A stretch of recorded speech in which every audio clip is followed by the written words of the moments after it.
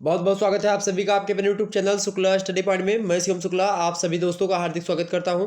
Political science BA second semester के छात्र छात्राओं के लिए आज मैं लेकर के आया हूं लगभग 100 से अधिक प्रश्न जो कि ऑब्जेक्टिव टाइप के होंगे और आपकी परीक्षा में पूछे जाने वाले हैं। तो आप ये मान करके चलो कि लगभग अधिकतर प्रश्न जो होंगे इसी वीडियो से आपकी परीक्षा में आने का प्रयास मेरा पूर्ण रूप से रहेगा कि आपकी परीक्षा में ये सारे के सारे प्रश्न फंसे, और इसी मंतव्य के साथ इस वीडियो को सेट किया गया। तो आप लोग जो है बड़े ही आसानी से अपने पेपर में अच्छे अंक प्राप्त कर सकते हैं, और इसीलिए जो है आप लोग वीडियो को लाइक करें, सभी लोग वीडियो को शेयर कर दीजिएगा, सभी दोस्तों तक वीडियो को पहुंचा दीजिए ताकि सभी लोग जो है लाभान्वित हो सके इस वीडियो के माध्यम से और बड़े ही आसानी से हर एक चीज़ को समझेंगे। ये एक प्रकार से सॉल्व मॉडल पेपर होगा आपका 2022 की परीक्षा के लिए मोस्ट इंपॉर्टेंट है। अभी आपकी परीक्षा लगी हुई है, डीडी यूनिवर्सिटी की परीक्षा सबसे पहले करवा रहा है वो, तो आपकी परीक्षा 25 से है शायद, तो उसके लिए बहुत ही ज़्यादा महत्वपूर्ण है आपकी परीक्षा के लिए। बीए सेकंड सेमेस्टर राजनीति शास्त्र, पेपर का नाम है आपकी political theory and concepts. Okay, तो पेपर 1 एंड पेपर 2 सब इसी में समाहित रहने का प्रयास करेगा। तो अभी ये पहला वीडियो होगा इसका, जिसमें हम 100 ऑब्जेक्टिव टाइप के प्रश्नों पर चर्चा करेंगे और साथ ही साथ आपको विस्तार से जानकारी भी देने का प्रयास करेंगे हर एक क्षेत्र में, यानी जो भी बताएंगे चैप्टर वाइज आपके जो ऑब्जेक्टिव टाइप प्रश्न है उनको कलेक्शन करके आपके समक्ष रखा गया है। एक एक चैप्टर से लगभग 10-10 प्रश्न आपके समक्ष हमने रखने का प्रयास किया है। तो शुरुआत के 10 चैप्टर जो होंगे आपके इस वीडियो के माध्यम से तैयार हो जाएंगे। उसके बाद में और भी मैं एक वीडियो कल लाऊंगा इसी समय आपके, यानी कि रात के 8 बजे से कल आपकी क्लास भी इसी समय प्रारंभ होगी, और हो सकता है तो दिन में भी एक क्लास करवा दिया, यानी 3 क्लास आपकी जब हो जाएगी राजनीति शास्त्र की, तो उसमें आपका ये पूरा का पूरा सिलेबस जो होगा कंप्लीट हो जाएगा। ये मतलब कि ऑब्जेक्टिव टाइप वाला, और बाकी जो है लिखित वालों के लिए मैं कार्य कर रहा हूँ, और लिखित वाले भी यहाँ से बहुत ज़्यादा जानकारी प्राप्त करेंगे। तो चाहे आपकी परीक्षा लिखित हो चाहे ऑब्जेक्टिव हो, दोनों के लिए यह लेक्चर बहुत ही महत्वपूर्ण होगा, पहले इसे बता दे रहा हूँ। ऐसे ही परीक्षा में आपके प्रश्न आएंगे। Okay, political theory and concepts आपके पेपर का नाम है। हिंदी में बोले तो इसको राजनीतिक सिद्धांत एवं अवधारणा, ये आपके पेपर का नाम है, और बहुत ही महत्वपूर्ण प्रश्न पूछे जाते हैं। ओके, और एक बात मैं और आपको बता दूं, अगर आपको पॉलिटिकल साइंस सेकंड सेमेस्टर की क्लास देखनी है तो मैं आपको बता दूं कम्युनिटी में मैंने पोस्ट भी किया है, आप लोग कम्युनिटी में देख सकते हो। सेकंड सेमेस्टर का सिलेबस है, लेकिन वहां पर क्या लिखा हुआ, गलती से क्या हुआ था कि अभी जो फर्स्ट सेमेस्टर मैंने पढ़ाया था, तो कुछ यूनिवर्सिटी में क्या था, जो फर्स्ट सेमेस्टर का था उसमें मैंने सोचा कि पेपर 1 आएगा, इसलिए मैंने फर्स्ट सेमेस्टर के लगभग जो है 8 से 10 क्लास जो है बोर्ड पर आपके समक्ष दी है, वो प्लेलिस्ट में सेट है सीरियल से। ओके, तो एक बार उसको पॉलिटिकल थ्योरी वाली जो क्लास है उसको देख लीजिएगा। Paper 1 BA first year, paper 1 BA first year 2021 का मॉडल पेपर, 2020 का मॉडल पेपर आप देख लीजिएगा, आपके लिए महत्वपूर्ण होगा। क्योंकि अभी जो है सेकंड सेमेस्टर की वीडियो मैंने कम डाली है, लेकिन वो जो फर्स्ट ईयर का पेपर 1 है बीए का, वो आपका पॉलिटिकल थ्योरी मैंने पढ़ाया, तो आप पॉलिटिकल थ्योरी वाला वीडियो देख लीजिएगा। ओके, बात ध्यान रखेंगे, तो पॉलिटिकल थियरी आप में पूछा जाएगा, तो पॉलिटिकल थियरी वाला आप वीडियो देख लीजिएगा। ऑब्जेक्टिव और लिखित दोनों तरीके का मॉडल पेपर हमारे पास उपलब्ध होगा, आप लोग देख लीजिएगा, प्लेलिस्ट में मिल जाएगा। प्लेलिस्ट में आप कहेंगे तो मैं कल एक बार फिर से कम्युनिटी में पोस्ट कर दूंगा, तो आप लोग जो है उसके लिए तैयार हो जाइए। अब मैं आज के वीडियो के माध्यम से हर एक प्रश्न को समझने का प्रयास और तमाम सारे प्रश्नों को जानने का प्रयास करेंगे। ओके, आइए हम चर्चा करते हैं कि एक प्रश्न को विस्तार से। ठीक है, कोई दिक्कत आप सभी को नहीं है। राजनीति विज्ञान क्या है भाई? राजनीति विज्ञान की परिभाषा, प्रकृति, क्षेत्र उसका, यानी कि जो है डेफिनेशन, नेचर एंड स्कोप, इसके बारे में आप सीरियल से वीडियो पाएंगे। चैप्टर 1, चैप्टर 2, चैप्टर 3 ये सब पढ़ा रखा है, लेकिन उसमें लिखा क्या है कि बीए फर्स्ट ईयर या फिर बीए फर्स्ट सेमेस्टर लिखा होगा, तो उसको भूल जाइएगा, सेकंड सेमेस्टर का है वो। ओके, बात ध्यान रखेंगे। राजनीति विज्ञान को कुछ विद्वान राज्य का अध्ययन मानते हैं, कुछ लोग सरकार का अध्ययन मानते हैं। सरकार का अध्ययन मानने वाले बहुत सारे लोग हैं। ओके, और राज्य का अध्ययन भी बहुत सारे लोग मानते हैं, तो इस प्रकार से आप लोग वहां पर देख सकते हो उसको। ओके, तो एक बार आप सभी लोग जरूर देखिएगा। और तमाम सारे लोग हैं जैसे कि गार्नर या लीकाक हो गए, अलग अलग प्रकार से अपनी परिभाषा दिया।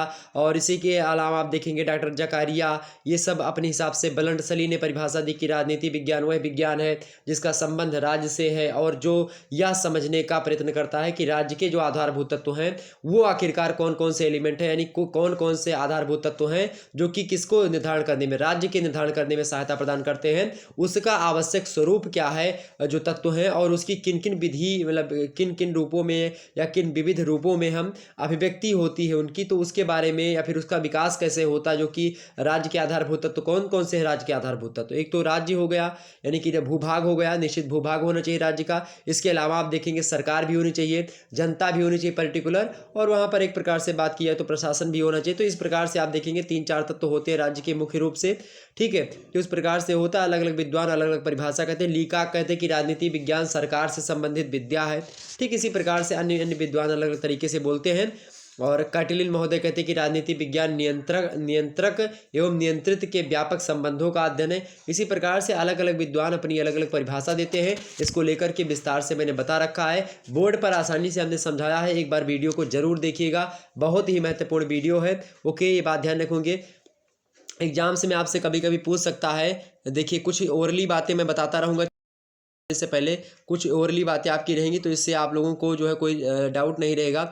ओरली बात ये है इस चैप्टर की, पहले चैप्टर की कुछ सुन लीजिएगा, ताकि कोई भी एग्जाम से भी प्रश्न पूछे तो आपको एक प्रकार से कहीं ना कहीं पे लगे कि हाँ हमने कुछ पढ़ा है। सबसे पहली बात जो है, राजनीति विज्ञान को राज्य का अध्ययन मानने वाले मुख्य रूप से अगर दो विचारक की बात की जाए तो एक तो है गार्नर और गैटिल, बड़े फेमस हैं। इसके अलावा लीकाक की परिभाषा जो है बड़ी फेमस है, और उनकी परिभाषा एग्जाम्स में आ सकती है आपके, यानी लीकाक के अनुसार राजनीति विज्ञान सरकार से संबंधित विद्या है, उन्होंने ये बात बताई थी। ओके, इसी के अलावा और तमाम सारे प्रश्न आपसे पूछा सकता है, ठीक है, ये बात ध्यान रखेंगे। और आपसे ये पूछा जा सकता है किस दृष्टिकोण में राजनीति के व्यवहारवादी अध्ययन जोर मतलब कि अध्ययन पर जोर दिया जाता है, तो व्यवहारवादी दृष्टिकोण में राजनीति विज्ञान के व्यवहारवादी अध्ययन पर जोर दिया जाता है। इस प्रकार से कुछ जो है आती लघुति टाइप के प्रश्न जो कि आपके एग्जाम में आ सकते हैं। तो अलग अलग विद्वान अलग अलग तरीके से परिभाषा देंगे, और कुछ विद्वान उनका खंडन करेंगे, कुछ लोग मंडन करेंगे। इस प्रकार से प्रक्रिया चलती रहेगी, और आप लोग जो है उसमें भ्रमित ना हो, आसानी से बस ये समझ लो कि राजनीति विज्ञान है क्या, तो उसको लेकर के आप उस वीडियो को एक बार जरूर देखिएगा। अब मैं बात करता हूं, पहला प्रश्न आपके समक्ष है, किसने कहा राजनीति विज्ञान का आरंभ हुआ अंत राज्य से होता है। That is most important questions of this video. तो जी, किसने कहा कि राजनीति विज्ञान जो होता है उसका आरंभ और अंत जो होता है किससे होता है, राज्य से होता है। ये कथन किसका है? ऑप्शन ए दिया सीले, बी दिया लास्की, सी दिया सेबाइन और डी दिया है गार्नर। किसने कहा भैया, किसने कहा? तो ये कथन किसका है? गार्नर महोदय का। ऑप्शन नंबर डी में दिया है गार्नर, ये करेक्ट होगा। लगा दीजिएगा, एग्जाम्स में छपेगा प्रश्न। अगला प्रश्न आपके समक्ष है, राजनीतिक विज्ञान का जनक जो है निम्न में से किस विचारक को माना जाता है मेरे भाई? तो पहला ऑप्शन दिया सुकरात को, बी ऑप्शन दिया प्लेटो को, और सी ऑप्शन दिया अरस्तु को, डी ऑप्शन दिया इनमें से कोई नहीं। करेक्ट आंसर क्या होगा? फटाफट सोचने का प्रयास करेंगे। तो करेक्ट आंसर आपका होगा क्या? अरस्तु ने कहा है, या फिर अरस्तु को राजनीति विज्ञान का जनक कहा जाता है, और एक प्रकार से इनको इस विचारक के रूप में माना जाता है कि ये जो है क्या है, राजनीति विज्ञान के जनक है। और इनका एक कोटेशन बड़ा फेमस है, यानी कि इनका एक कथन जो है बड़ा फेमस है राजनीति विज्ञान को लेकर के भी और समाजशास्त्र को लेकर के भी, क्योंकि इन्होंने एक संयुक्त रूप से कथन कहा था कि मनुष्य एक सामाजिक एवं राजनीतिक प्राणी है।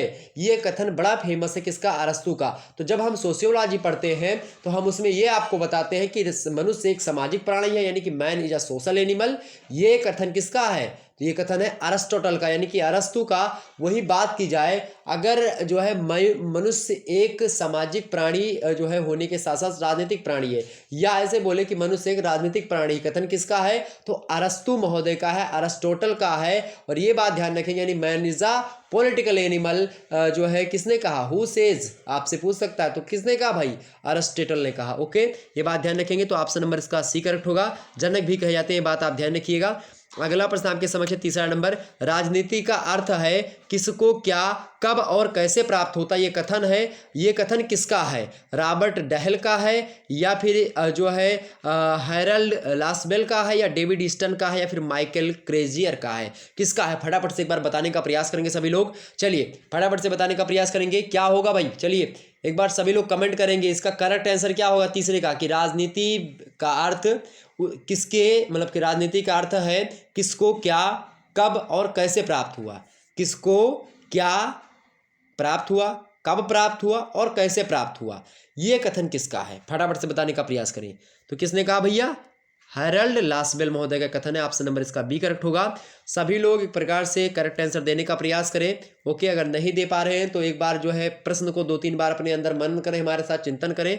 ओके, पहला चौथा प्रश्न है, राजनीतिक विज्ञान के आधुनिक दृष्टिकोण के अनुसार राजनीति विज्ञान का क्षेत्र है। राजनीतिक विज्ञान के आधुनिक दृष्टिकोण के अनुसार राजनीति विज्ञान का क्षेत्र है।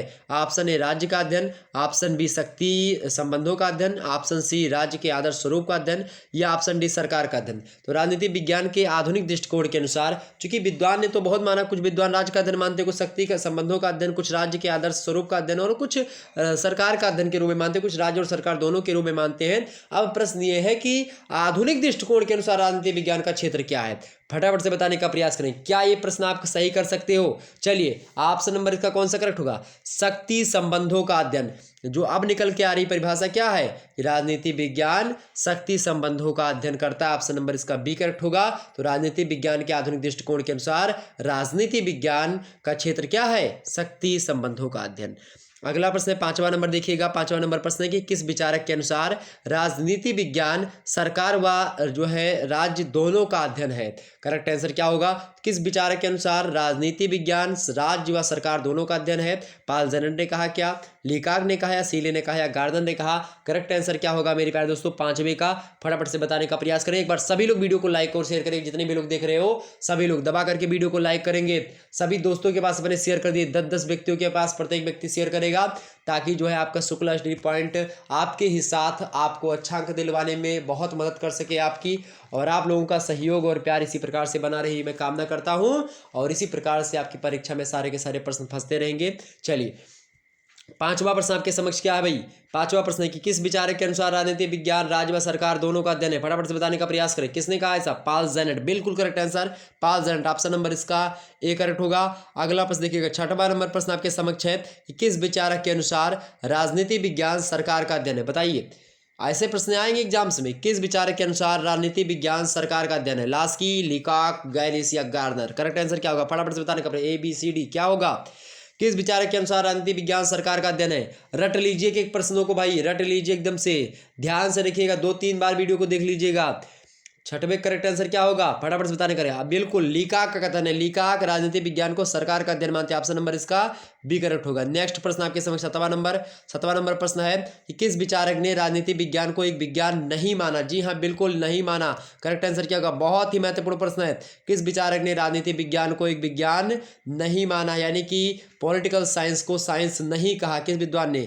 जेलिनेक ने कैसा किया, या फाइनर ने कहा, या मेटलैंड ने कहा, या ब्राइस ने ऐसा किया? बोलो फटाफट से, क्या किसने ऐसा माना है? किसने राजनीति विज्ञान को विज्ञान नहीं माना? 7वें करेक्ट आंसर क्या होगा? बिल्कुल मेटलैंड जो है ये नहीं मानते हैं। ऑप्शन नंबर इसका कौन सा करेक्ट होगा भाई? ऑप्शन नंबर इसका कौन सा करेक्ट होगा? ऑप्शन नंबर इसका करेक्ट होगा सी वाला, मेटलैंड। 8वां प्रश्न देखो भाई, 8वां प्रश्न आपके समक्ष है, किस विचारक के अनुसार राजनीति विज्ञान नियंत्रक व नियंत्रित के व्यापक संबंधों का अध्ययन करता है? प्रश्न एक बार फिर से सुनिए।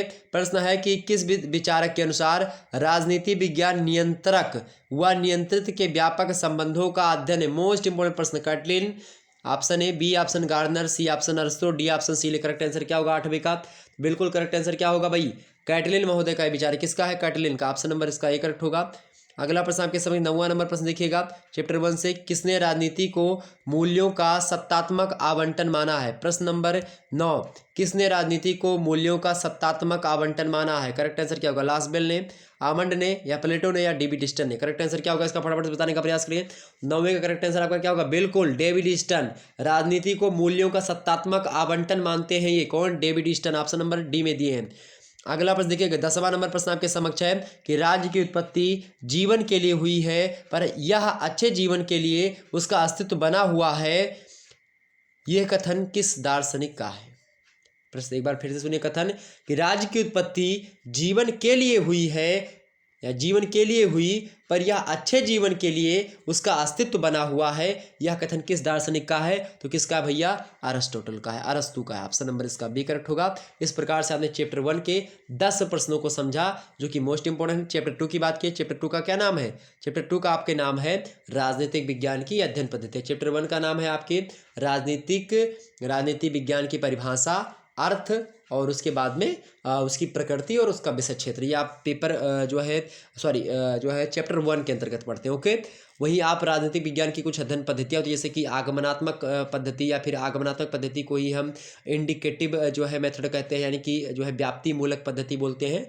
और एक होती है निगमनात्मक पद्धति, जिसको हम क्या बोलते हैं?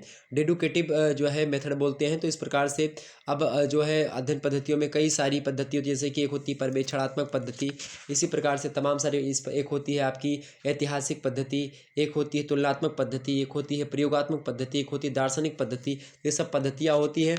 आपसे पूछा जाएगा ऐतिहासिक पद्धति के समर्थन कौन कौन करते हैं, तो आप देखेंगे Laski, Machiavelli, Montesquieu, Hegel, Karl Marx, Max Weber, ये सब समाजशास्त्री भी रहे हैं। ओके, ये सब कहीं ना कहीं पे स्पेंसर, हर्बर्ट जिनका नाम है, काम्टे, अगस्त काम्टे और मार्गन, ये सब मानते हैं। ओके, तो चलिए हम इसी प्रकार समझेंगे। इसी प्रकार से कुछ और भी तमाम सारी पद्धति जैसे कि सादृश्य पद्धति, वैधानिक पद्धति, सांख्यिकीय पद्धति, जीवशास्त्रीय पद्धति, समाजशास्त्रीय पद्धति, मनोवैज्ञानिक पद्धति, इन सभी पद्धतियों के बाद में मतलब पद्धतियों के हिसाब से या पद्धतियों का प्रयोग करके हम लोग राजनीति विज्ञान का क्या करते हैं, अध्ययन करते हैं। ओके, ये बात ध्यान रखेंगे।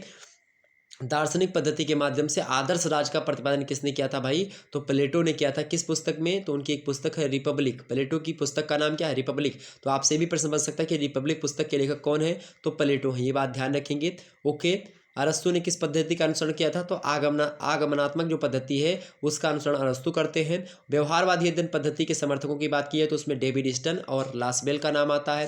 ये सब बातें आप ध्यान से सुनिए ताकि एग्जाम से अगर प्रश्न पूछे तो आप आसानी से कर सकें उसको। ओके, चलिए हम बात कर लेते हैं कि आखिरकार जो है हमको क्या क्या चीज़ें इसमें जाननी है और कैसे कैसे प्रश्न आपकी परीक्षा में आने वाले हैं। ओके, चला जाए। चलिए एक बार वीडियो को लाइक और शेयर करते रहिएगा सभी लोग, सभी दोस्तों तक पहुंचा दीजिएगा। एक पुस्तक और है spirit of laws.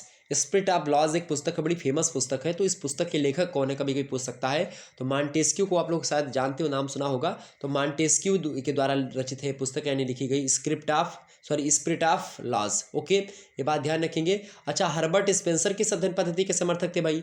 Herbert Spencer जो थे वो चूंकि जो है डार्विन का जो सिद्धांत था विकासवादी, कहीं ना कहीं पे उसी पर आधारित था इनका जीवशास्त्रीय अध्ययन, तो इसीलिए इनको जीवशास्त्रीय अध्ययन पद्धति का समर्थक माना जाता है। इसके अलावा आप देखेंगे जो है बहुत सारे लोग, जैसे कि आप देखेंगे ग्राहम बलास जो थे वो मनोवैज्ञानिक अध्ययन पद्धति के समर्थक थे, और यह कथन कहीं ना कहीं पे आप देखेंगे जो है पूर्ण रूप से सत्य है। ओके, ये बात ध्यान रखेंगे। और मैकियावेली ऐतिहासिक पद्धति का अनुसरण करते हैं। ओके, ये बात ध्यान रखेंगे। और एक पुस्तक है अमेरिकन कॉमनवेल्थ। अमेरिकन कॉमनवेल्थ पुस्तक जो है वो किसने लिखा, तो लॉर्ड ब्राइस के द्वारा लिखी गई। ये तमाम सारी पुस्तकों के नाम आप ज़रूर ध्यान रखिएगा, सुन लीजिएगा। वीडियो को 2 से 3 बार देखेंगे तो आपके दिमाग में छपेगी और एग्जाम से प्रश्न बन सकते हैं। ओके, देखिए पहला प्रश्न आपके समझ क्या है भाई। पहला प्रश्न देखिए चैप्टर 2 का पहला प्रश्न है कि प्लेटो की अध्ययन पद्धति थी। प्लेटो की अध्ययन पद्धति क्या थी भाई, प्लेटो की अध्ययन पद्धति जो थी वो कौन सी थी, अनुभवात्मक थी या निगमनात्मक थी, तुलनात्मक थी या आगमनात्मक थी, क्या थी, फटाफट से बताने का। अभी भी हमने बताया है, तो क्या थी, बिल्कुल निगमनात्मक पद्धति प्लेटो अनुसरण करते हैं। ऑप्शन नंबर इसका बी। अगला प्रश्न आपके समझ दूसरा नंबर की किस विचारक ने आगमनात्मक पद्धति की शुरुआत की, तो किसने की, प्लेटो ने करी या अरस्तु ने या हीगल ने या रूसो ने, तो बिल्कुल नहीं, किसने करी होगी भाई, तो चूंकि प्लेटो निगमनात्मक पद्धति के समर्थक हैं तो इनमें से प्लेटो तो हट ही गए। अब आप बताओ कि आगमनात्मक पद्धति की शुरुआत हमने अभी भी आपको बताया है, आगमनात्मक पद्धति किसने है, आगमनात्मक पद्धति के समर्थक कौन है, आगमनात्मक पद्धति की करेक्ट आंसर क्या होगा इसका, बिल्कुल बिल्कुल अरस्तु। आगमनात्मक पद्धति अरस्तु, ऑप्शन नंबर इसका बी करेक्ट होगा। अगला प्रश्न, चलिए बहुत अच्छे भाई। अगला प्रश्न तीसरा नंबर, किस विचारक ने ऐतिहासिक पद्धति का प्रयोग किया, प्लेटो ने किया या रूसो ने किया, कार्ल मार्क्स ने किया, जे एस मिल ने, किसने किया होगा, आपको क्या लगता है। प्लेटो तो वैसे आपके हट गए होंगे, तो आप बचे कौन, कार्ल मार्क्स, जे एस मिल और रूसो। उपयोगितावाद वगैरह नाम आता है तो जो है जे एस मिल का नाम हम लेते हैं, ठीक है, बेंथम का नाम लेते हैं उपयोगितावाद में, ठीक है, बड़े फेमस विचार हैं इन लोगों के। और बताइए ऐतिहासिक पद्धति का प्रयोग किसने किया, किस विचारक ने ऐतिहासिक पद्धति का प्रयोग किया, किसने किया, तीसरे नंबर करेक्ट आंसर क्या होगा, बिल्कुल कार्ल मार्क्स। वो सही, बहुत सही पकड़े भाई। समाजशास्त्री अधिकतर होंगे, मैंने आपको बताया नहीं था, तो वो सब कहने के पे ऐतिहासिक पद्धति का अनुसरण करेंगे। अगला है, किसके अनुसार संपूर्ण राजनीति इतिहास का ही दर्शन है। ओ हो, प्रश्न बड़ा अच्छा है। किसके अनुसार संपूर्ण राजनीति इतिहास का ही दर्शन है, अरस्तु, ग्रीन, लास्की या हीगल। करेक्ट आंसर क्या होगा चौथे का, करेक्ट आंसर क्या होगा भाई, लास्की। ऑप्शन नंबर इसका क्या होगा, डी। अगला प्रश्न देखिएगा, 5वां नंबर प्रश्न है, आधुनिक सरकारों के सिद्धांत और व्यवहार। ये एक पुस्तक का नाम है, तो ये पुस्तक किसने लिखी है, आधुनिक सरकारों के सिद्धांत और व्यवहार, ये पुस्तक का नाम है, किसने लिखी है, किसने लिखी, फटाफट से बताने का प्रयास। 5वें करेक्ट आंसर क्या होगा, 5वें का बिल्कुल करेक्ट आंसर क्या होगा, ए ऑप्शन। यानी कि ए ऑप्शन में कौन दिया है, हरमान फाइनर। हरमान फाइनर जो है इनके द्वारा लिखी गई पुस्तक है आधुनिक सरकारों के सिद्धांत और व्यवहार। और जो भी आप लोगों ने पढ़ा उसका टेस्ट समझ लीजिए चल रहा है एक प्रकार से। 6वां प्रश्न आपके समक्ष है, मॉडर्न डेमोक्रेसीज। और ज़्यादा से ज़्यादा संख्या में आप कल जुड़ने का प्रयास करेंगे, क्योंकि कल भी इसी प्रकार से वीडियो आपको देने का प्रयास रहेगा। मॉडर्न डेमोक्रेसीज नामक पुस्तक के लेखक कौन है भाई, कौन है, फटाफट से बताने का प्रयास करेंगे, कौन है पुस्तक के लेखक। करेक्ट आंसर क्या होगा, बिल्कुल करेक्ट आंसर क्या होगा, लॉर्ड ब्राइस। मॉडर्न डेमोक्रेसीज पुस्तक के लिए कौन है? Lord Bryce. इनकी एक और पुस्तक है, मैंने अभी आपको बताई थी, फेमस है, अमेरिकन कॉमनवेल्थ। ओके, याद रखिएगा, ऑप्शन सी। अगला प्रश्न देखिएगा, 7वां नंबर प्रश्न है, निम्नलिखित में से, प्रश्न क्या है, निम्नलिखित में से कौन दार्शनिक पद्धति के समर्थक नहीं है? कौन दार्शनिक पद्धति के समर्थक नहीं? भाई कौन नहीं? कार्ल मार्क्स नहीं, प्लेटो नहीं है, बोसांके नहीं, रूसो नहीं, कौन नहीं? फटाफट से बताने का प्रयास करें। 7वें करेक्ट आंसर क्या होगा? तो बिल्कुल समाज शास्त्रीय पद्धति से है कौन, या फिर ऐतिहासिक पद्धति के समर्थक है कौन? Karl Marx. बाकी रूसो, प्लेटो और बोसांके ये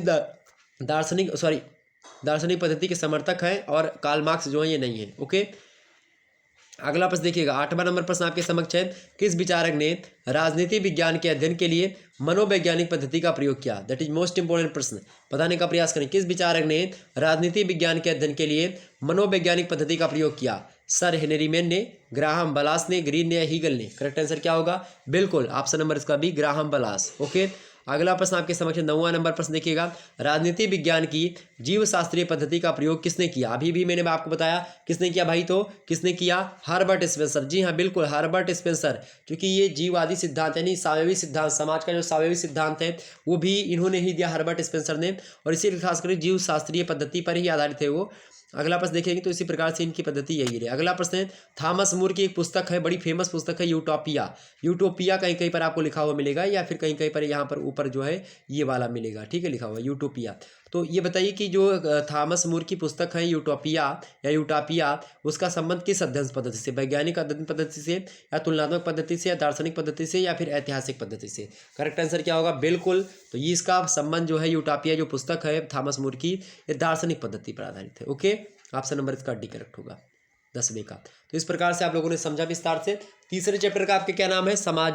राजनीति विज्ञान का जो अन्य विज्ञानों के साथ संबंध रहा है, वो पेपर का नाम है relations of political science with other social sciences. Okay, इसमें आप राजनीति विज्ञान और इतिहास के बीच में संबंध देखेंगे, और इसके अलावा आप जो है राजनीति विज्ञान का इतिहास पर प्रभाव देखेंगे, अर्थशास्त्र की राजनीति एक प्रकार से और राजनीति विज्ञान में अंतर देखेंगे, और इनके दोनों बीच में संबंध, राजनीति विज्ञान और मनोविज्ञान के बारे में देखेंगे, और राजनीति विज्ञान और भूगोल के बारे में देखेंगे आप। इसके अलावा और भी तमाम सारी राजनीति विज्ञान और समाजशास्त्र के बारे में देखेंगे, और दोनों में अंतर देखेंगे, दोनों में एक प्रकार से कहीं ना कहीं पे संबंध भी देखेंगे। एक व्यक्ति है प्रोफेसर कैटलिन, और वो राजनीति विज्ञान और समाजशास्त्र के जो है संबंध को लेकर के कहते हैं कि राजनीति विज्ञान और समाजशास्त्र अखंड हैं, और वास्तव में एक ही तस्वीर के क्या हैं?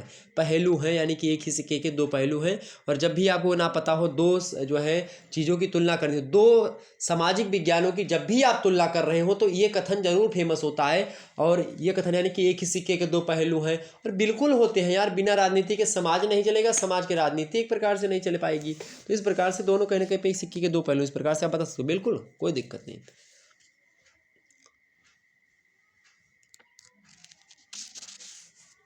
अच्छा ये बताओ, अगर भूगोल और राजनीति की बात की, राजनीति विज्ञान की, तो भूगोल ज़्यादा वैज्ञानिक रहेगा या राजनीति विज्ञान ज़्यादा वैज्ञानिक रहेगा? बताओ भाई, क्या वैज्ञानिक रहेगा? जैसे भूगोल की बात अगर करें, यानी जियोग्राफी एंड पॉलिटिकल साइंस, इनमें से कौन ज़्यादा वैज्ञानिक रहेगा? ये कौन साइंटिफिक जो है वैल्यू किसकी ज़्यादा है? बिल्कुल जियोग्राफी की, भूगोल की ज़्यादा है। ओके, ये बात ध्यान रखेंगे। राजनीति में मनोविज्ञान या मनोविश्लेषण या मनोवैज्ञानिक विश्लेषण करने वाले विद्वान हैं, उनका नाम है ग्राहम वलास, बड़े फेमस हैं, मैंने आपको बताया। और राजनीति की जड़ें मनोविज्ञान में निहित हैं, ये कथन एक व्यक्ति का है, जेम्स ब्राइस का, बड़ा फेमस है कि राजनीति की जड़ें मनोविज्ञान में निहित है। ये बात ही भी आप ध्यान रखेंगे। किसने कहा कि इतिहास का बहुत कुछ भाग राजनीति विज्ञान है? लिकाक का एक कथन है, बड़ा फेमस है इतिहास के संबंध में।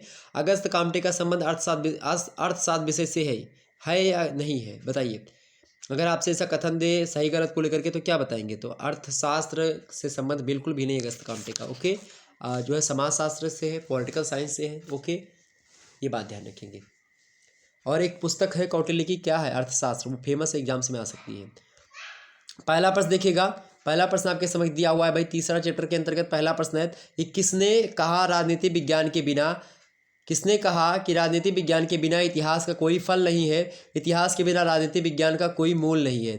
यानी इतिहास के बिना, इतिहास चूंकि मूल है किसका? राजनीति विज्ञान का, और कहीं ना कहीं पे राजनीति विज्ञान के बिना इतिहास का कोई फल नहीं है। अगर इतिहास में राजनीति नहीं तो इतिहास का कोई मतलब नहीं है, और इतिहास से ही राजनीति विज्ञान पैदा हुआ है, ये बात भी आप कहीं ना कहीं पे कह सकते हैं।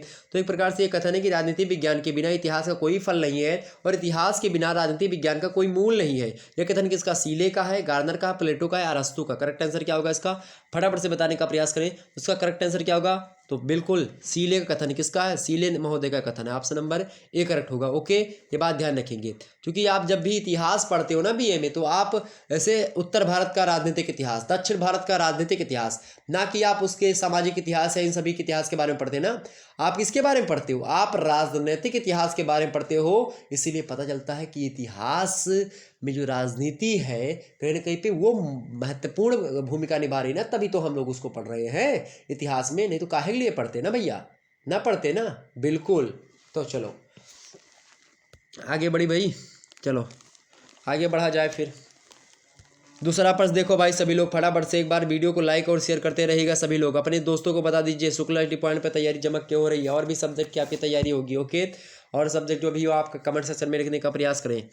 किसके अनुसार इतिहास का बहुत कुछ भाग राजनीति विज्ञान है? कथन है कि इतिहास का बहुत कुछ भाग राजनीति विज्ञान है। कथन किसका है? फटाफट से बताने का प्रयास। ये कथन कहा था मेरे प्यारे दोस्तों किसने? लीकाक ने कहा था। ऑप्शन नंबर बी में दी है लीकाक, ही करेक्ट आंसर होगा। अगला प्रश्न है आपके समझ तीसरा नंबर, किसके अनुसार राजनीति विज्ञान की जड़ें मनोविज्ञान में निहित है? मैंने आपको बताया अभी किसने कहा था? किसने कहा था क्या कि राजनीति विज्ञान की जड़ें मनोविज्ञान में निहित है? हीगल ने, प्लेटो ने, ग्रीन ने, लॉर्ड ब्राइस ने। किसने कहा था? फटाफट से बताने का प्रयास करती है। करेक्ट आंसर क्या होगा? बिल्कुल लॉर्ड ब्राइस। ऑप्शन नंबर इसका सी करेक्ट होगा। अगला प्रश्न देखिए, चौथा नंबर प्रश्न है, किसने कहा कि राजनीति विज्ञान और समाज शास्त्र अखंड है और एक तस्वीर के दो पहलू हैं? अभी भी मैंने बताया था, ये प्रश्न इंपॉर्टेंट है ना, इंपॉर्टेंट है, बिल्कुल इंपॉर्टेंट है। किसने कहा ये कथन? किसने कहा? चौथा करेक्ट आंसर क्या होगा? बिल्कुल कैटलिन, प्रोफेसर कैटलिन का कथन है। अगला प्रश्न देखिएगा, पांचवा प्रश्न देखिएगा, किसके अनुसार किसी युग के संपूर्ण जीवन के स्वरूप का निश्चय आर्थिक परिस्थितियां ही करती हैं? ये कथन किसका? कार्ल मार्क्स का है, जेम्स मिल का है, कांट का है, बोसांके का। किसका है? कि किसी युग के संपूर्ण सामाजिक जीवन के स्वरूप का निश्चय जो करना होता है, आर्थिक परिस्थितियां ही निश्चय उसका करती हैं। ये कथन किसका है भाई? ये कथन कहले वाले विद्वान है मेरे प्यारे दोस्तों, कार्ल मार्क्स। वर्ग संघर्ष की विचारधारा देने वाले हैं कार्ल मार्क्स। कार्ल मार्क्स की बात की जाए तो कहीं ना कहीं पे ये वर्ग को लेकर के जब भी कोई बात होती है तो कार्ल मार्क्स का नाम उसमें हम बड़े ही जो है अग्रणी जो है भाव से लेते हैं इनका नाम। अगला प्रश्न आप देखिएगा, छठवां प्रश्न है, अर्थशास्त्र पुस्तक के लेखक कौन है भाई? अर्थशास्त्र सुभाष चंद्र बोस बिल्कुल नहीं है, गांधी जी तो है ये नहीं, मनु नहीं है, मनुस्मृति। ऑप्शन नंबर इसका बी करेक्ट होगा, कौटिल्य। कौटिल्य यानी कि चाणक्य, और जो है चाणक्य ने लिखा क्या? अर्थशास्त्र, जो कि किससे संबंधित है? तो इसमें राजनीति के सप्तांग सिद्धांत आप देखेंगे वर्णित है। इसके अलावा अर्थशास्त्र नाम तो इसका है, इकोनॉमिक्स का जो अर्थशास्त्र ये है नाम पुस्तक का, लेकिन अगर पूछे इस पुस्तक में क्या वर्णित है, किसके बारे में बताया गया है, तो आप बताएंगे इसमें राजनीति के बारे में बताया गया है, यानी इसमें पॉलिटिकल साइंस के बारे में बताया गया मेरे प्यारे दोस्तों। तो बिल्कुल चिंता करने की आवश्यकता आपको नहीं है, परेशान मत होना, एग्जाम्स में धो करके आओगे, आप अच्छे अंक प्राप्त करोगे, ये आशा करता हूँ, आशा के दावे साथ बोल रहा हूँ आपके समक्ष। अगला प्रश्न आपके समक्ष आ चुका है, ज्वलंत प्रश्न है, नागरिक शासन पर द्वितीय लेख, ये पुस्तक है एक, और इस पुस्तक के लेखक कौन है? फटाफट से बताने का प्रयास करें। पुस्तक लिखा किसने? जॉन लॉक महोदय ने लिखा है। पुस्तक का नाम क्या है? पुस्तक का नाम है नागरिक शासन पर द्वितीय लेख। क्या नाम है? नागरिक शासन पर द्वितीय लेख, ये पुस्तक का नाम है आपकी। किसने लिखा है? जॉन लॉक ने लिखा है। ओके, अगला प्रश्न 8वां नंबर, किस विचारक ने राजनीति विज्ञान व भूगोल के बीच घनिष्ठ संबंध को स्पष्ट किया है? किस विचारक ने राजनीति विज्ञान व भूगोल के बीच घनिष्ठ संबंध को स्पष्ट किया है? प्लेटो ने किया, बोधा ने किया, कांट ने किया, या कार्ल मार्क्स ने किया? राजनीति विज्ञान व भूगोल के बीच घनिष्ठ संबंध को स्पष्ट करने का कार्य जो करते हैं वो विद्वान है आपके बोधा। कौन है? बोधा। Option number B correct answer होगा। एक बार सभी लोग वीडियो को लाइक करेंगे, बहुत मेहनत करने के बाद में। अगला प्रश्न देखिएगा आप सभी लोग, आप लोगों के समक्ष आ चुका है। अगला प्रश्न है 9वां नंबर प्रश्न देखिएगा, तो ये प्रश्न होगा बोधा वाला। अगला प्रश्न देखिए, यूरोप में औद्योगिक क्रांति कब हुई? मोस्ट इंपोर्टेंट प्रश्न आ सकता है 100%, ये बात ध्यान रखिएगा। सहज प्रश्नों में प्रश्न पूछा जाएगा और आप लोग इसको गलत करके आओगे। यूरोप में औद्योगिक क्रांति कब हुई, लेकिन अब गलत नहीं करोगे। यूरोप में औद्योगिक क्रांति कब हुई थी, कब हुई थी भाई, फटाफट से बताने का प्रयास करेंगे। यूरोप में जो औद्योगिक क्रांति हुई थी वो हुई थी, ऑप्शन नंबर आपका किस में दिया है, ए में दिया है 12वीं शताब्दी, बी में दिया 14वीं, सी में दिया 15वीं और डी दिया 18वीं। बिल्कुल 18वीं शताब्दी में हुआ था, बिल्कुल 18वीं शताब्दी। ठीक है, 18वीं शताब्दी मतलब कि 1700 से लेकर के 1800 ईस्वी के बीच का जो समय काल है, ये औद्योगिक जो है क्रांति के विकास की समय काल रही है। अगला प्रश्न आपके समक्ष है, यूनेस्को ने किस वर्ष राजनीति विज्ञान के अध्ययन में अर्थशास्त्र के सिद्धांतों को रूमिल करने की वकालत की। प्रश्न क्या है, यूनेस्को ने, संस्था है एक, तो यूनेस्को ने किस वर्ष राजनीति विज्ञान के अध्ययन में कहा कि अर्थशास्त्र के जो सिद्धांत है उनको भी रूमिल कर दिया जाए, नहीं शामिल कर लिया जाए, उसकी वकालत करी, उसके बारे में थोड़ा सा सुझाव दिया। तो ये कथन जो है मतलब कि ये कब की बात है, किस सन की बात है, तो ये बात है मेरे प्यारे दोस्तों 1952 ईस्वी की, यानी कि 1952 की। ऑप्शन नंबर सी होगा करेक्ट आंसर। ओके, आगे बढ़ते हैं, अगले प्रश्न की ओर बढ़ते हैं हम। अगला प्रश्न आपके समक्ष आ चुका है, देखिएगा। ये चैप्टर 4 से सारे के सारे प्रश्न इसमें रखे गए हैं और ये प्रश्न जो है बड़े ही इंपॉर्टेंट है आपके परीक्षा की दृष्टि से, और सारे के सारे प्रश्न इंपॉर्टेंट है। और आप देखिए एक चैप्टर से मैं 10-10 प्रश्नों को छांट करके आपके समक्ष ला रहा हूँ इसी प्रकार से, ताकि आपका कोई प्रश्न छूटे ना एग्जाम्स में। ओके, चलिए, तो चौथे चैप्टर का क्या नाम है आपके, राजनीति विज्ञान के अध्ययन के दृष्टिकोण, यानी कि उपागम। ओके, यानी कि अप्रोचेस, तो approaches to the study of जो है पॉलिटिकल साइंस। ओके, बहुत सारे दृष्टिकोण होते हैं राजनीति विज्ञान के अध्ययन के, जैसे कि कुछ आपके परंपरागत दृष्टिकोण होते हैं, उसमें आप देखेंगे जैसे कि राजनीति विज्ञान की संस्थाओं मतलब जैसे सरकार, राज्य या कानूनी व संस्थागत जो अध्ययन होता है इसके हिसाब से, कुछ और भी तमाम सारी चीज़ें होती हैं उनके हिसाब से। ठीक है, और संस्थागत दृष्टिकोण एक होता है, यानी कि इंडस्ट्रियल जो प्रकार से जो संस्थागत दृष्टिकोण होता है, ये भी एक प्रकार से कहीं ना कहीं पे राज्य के आवश्यक जो तत्व होते हैं उनकी उत्पत्ति और उनके कार्यों का अध्ययन इसमें क्या आता है, इस प्रकार से ये दृष्टिकोण होता है। इसके अलावा आप देखेंगे तो इसके बारे में चर्चा करूंगा, टाइम मिलेगा आपके समक्ष। ऐतिहासिक दृष्टिकोण होता है, ठीक है, जॉर्ज एच सेबाइन महोदय ने ऐतिहासिक दृष्टिकोण की विवेचना करी और इसके विवेचना करते हुए कहा कि महान राजनीतिक सिद्धांतों का जन्म राजनीतिक और सामाजिक संकटों के गर्भ में होता है। ये कथन बड़ा फेमस है, महान राजनीतिक सिद्धांतों का जन्म राजनीतिक और सामाजिक संकटों के गर्भ में होता है। कथन किसका है, जॉर्ज एच सेबाइन महोदय का। ऐतिहासिक दृष्टिकोण रहा है इनका राजनीति विज्ञान के अध्ययन क्षेत्र को लेकर के। तीसरा जो है आपका जो दृष्टिकोण रहा है वो रहा है समाजशास्त्रीय दृष्टिकोण, यानी कि समाजशास्त्रीय अप्रोच, सोशोलॉजिकल अप्रोच रहा है। वो कि इसमें जैसे कैटलिन हो गए, फ्रेज न्यूमैन हो गए, सिगमंड न्यूमैन हो गए, और इसके अलावा जो है और तमाम सारे Durkheim, Pareto, Mosca, Max Weber, Karl Marx, ये तमाम सारे विद्वान आते हैं। और दार्शनिक दृष्टिकोण भी इसका एक है, कैटलिन भी इसी में आते हैं और दार्शनिक दृष्टिकोण है। इसके अलावा आप तमाम सारे दृष्टिकोण को और देख सकते हैं। तो इस प्रकार से जैसे कि व्यवहारवादी दृष्टिकोण हो गया आपका, ये व्यवहारवादी दृष्टिकोण जो है आधुनिक दृष्टिकोण में आता है। इसमें आप देखेंगे व्यवहारवादी दृष्टिकोण में विद्वानों में जैसे कि जो है ग्राह वलास हो गए और ब्रेडले महोदय हो गए, डेविड ईस्टन हो गए, ये सब हैं। ओके, डेविड टूमैन है व्यवहारवाद के समर्थन में, और इसके अलावा रॉबर्ट ए डहल हैं। ठीक है, तो ये सब आपके समक्ष आते हैं। तो अलग अलग विद्वानों की अलग अलग चीज़ें हैं। व्यवहारवाद एक प्रकार से एक चैप्टर है, आप में व्यवहारवाद के बारे में चर्चा करूंगा किसी दिन। ओके, और व्यवहारवाद की जो दृष्टिकोण हुआ मतलब कि दृष्टिकोण है उसके उदय कैसे कैसे हुआ, इन सभी को भी पढ़ना पड़ेगा आपको। लेकिन फिर भी मैं इसके जो है प्रश्नों को आपके समक्ष छाड़ करके लाया हूँ, आपके समक्ष प्रश्न दिए हुए हैं। पहला प्रश्न क्या दिया हुआ है भाई, पहला प्रश्न आपके समक्ष है कि राजनीति विज्ञान में अंतः अनुशासनात्मक अध्ययनों की आवश्यकता पर किसने जोर दिया। किसने जोर दिया भाई, पहला प्रश्न है कि राजनीति विज्ञान के अंतः अनुशासनात्मक अध्ययनों की आवश्यकता पर किसने जोर दिया। किसने दिया, प्लेटो ने दिया या दांते जर्मीनो ने दिया या जो है हेराल्ड लास्की ने या फिर कैटलिन ने। करेक्ट आंसर क्या होगा इसका, करेक्ट आंसर ऑप्शन क्या होगा, बिल्कुल प्रोफेसर कैटलिन का है। ऑप्शन नंबर इसका डी करेक्ट होगा। अगला प्रश्न आपके समक्ष है भाई, दूसरा नंबर प्रश्न देखिएगा। दूसरा प्रश्न है उत्तर व्यवहारवाद की विशेषता नहीं है। उत्तर यानी कि व्यवहारवाद के बाद जो विचारधारा रही उसको हम उत्तर व्यवहारवाद कहते हैं राजनीति शास्त्र में। तो उत्तर व्यवहारवाद, उत्तर माने बाद में, ओके, तो उत्तर व्यवहारवाद की जो विशेषता है कौन सी नहीं है। तो उत्तरवाद की विशेषता कौन सी नहीं भाई, कौन सी नहीं है। आप पहली विशेषता है कि मूल्यों के अध्ययन पर जोर बिल्कुल दिया जाता है, उत्तर व्यवहारवाद में मूल्यों पर जोर दिया जाता है, मूल्यों के अध्ययन पर। दूसरी विशेषता इसकी देखिए बी ऑप्शन दिया है कि राजनीतिक समस्याओं के प्रति संवेदनशीलता बिल्कुल होती है। अध्ययन के औचित्य का समर्थन ये भी करते हैं। ऑप्शन डी थी वैज्ञानिकता, पर जो है अत्यधिक बल इसमें नहीं दिया था। ऑप्शन नंबर इसका डी करेक्ट होगा। तो यही विशेषता नहीं किसकी, उत्तर व्यवहारवाद की। नेक्स्ट प्रश्न आप देखिएगा, तीसरा नंबर प्रश्न आपके समक्ष है कि व्यवहारवाद का जनक किसे माना जाता है। व्यवहारवाद का जनक किसे माना जाता है भाई? व्यवहारवाद का जनक डेविड ईस्टन को जो है व्यवहारवाद का जनक मानता है। किसको? डेविड ईस्टन जो है व्यवहारवाद के क्या है, जनक है। एग्जाम से में जरूर पूछेगा, इसको मोस्ट इंपोर्टेंट प्रश्नों में रखिएगा। ये प्रश्न जरूर आएगा कि एग्जाम से में व्यवहारवाद का जनक कौन है, डेविड ईस्टन है। ओके, आगे देखिएगा अगला प्रश्न आपके समक्ष, चौथा नंबर प्रश्न देखिएगा, अरस्तु द्वारा अपनाई गई अध्ययन पद्धति है। अरस्तु द्वारा अपनाई गई अध्ययन पद्धति कौन सी भाई? अरस्तु ने कौन सी अध्ययन पद्धति अपनाई थी, मैंने आपको बताया है। करेक्ट आंसर क्या होगा इसका? करेक्ट आंसर क्या होगा, फटाफट से बताने का प्रयास करें। बिल्कुल निगमनात्मक पद्धति। Okay, option A. अगला प्रश्न देखिएगा, 5वां नंबर प्रश्न है, परंपरागत राजनीति विज्ञान की प्रमुख विशेषता है। परंपरागत राजनीति विज्ञान की प्रमुख विशेषता क्या है? वैज्ञानिकता, तथ्यों पर बल देना, या फिर दार्शनिक स्वरूप, या अनुभव गम्य प्रकृति। ओके, करेक्ट आंसर क्या होगा, फटाफट से बताने का प्रयास करेंगे। परंपरागत राजनीति विज्ञान की प्रमुख विशेषता कौन सी है? कौन सी भाई? बिल्कुल दार्शनिक स्वरूप। परंपरागत राजनीति विज्ञान की जो विशेषता है वो दार्शनिक स्वरूप, ये प्रमुख विशेषता उसकी। ऑप्शन नंबर इसका सी करेक्ट होगा।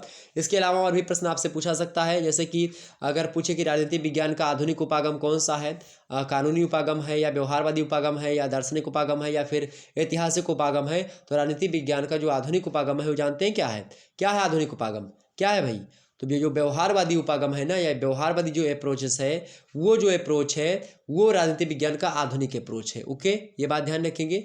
एग्जाम से और भी प्रश्न आपसे पूछ सकता है कि डेविड ईस्टन ने जो है किसके लक्षणों को जो है क्रेडो ऑफ रिलेवेंस कहा है। जो है क्रेडो ऑफ रिलेवेंस की संज्ञा दी है किस जो है वाद को, तो किसको दिया है भाई? किसको दिया उन्होंने? 8वें जो है एक प्रकार से किसने दिया है? बिल्कुल उत्तर व्यवहारवाद को डेविड ईस्टन ने क्या कहा है? उसके लक्षणों को क्रेडो ऑफ रिलेवेंस कहा है। ओके, ये बात ध्यान रखेंगे, एग्जाम पॉइंट ऑफ व्यू से आपके लिए महत्वपूर्ण है। ओके, ये बात ध्यान रखेंगे। चलिए आगे बढ़ते हैं अगले प्रश्न की ओर। ये अगला प्रश्न आपके समक्ष जो है ये नेक्स्ट चैप्टर से आपके समक्ष आया है। अगला चैप्टर देखिएगा आपके समक्ष आ चुका है। ये चैप्टर कौन सा है भाई आपका? ये चैप्टर कौन सा हो गया आपका? तो आपके 4 चैप्टर लगभग समाप्त हो गए ना। ये 5वां चैप्टर है। 5वें चैप्टर का आपके क्या नाम है?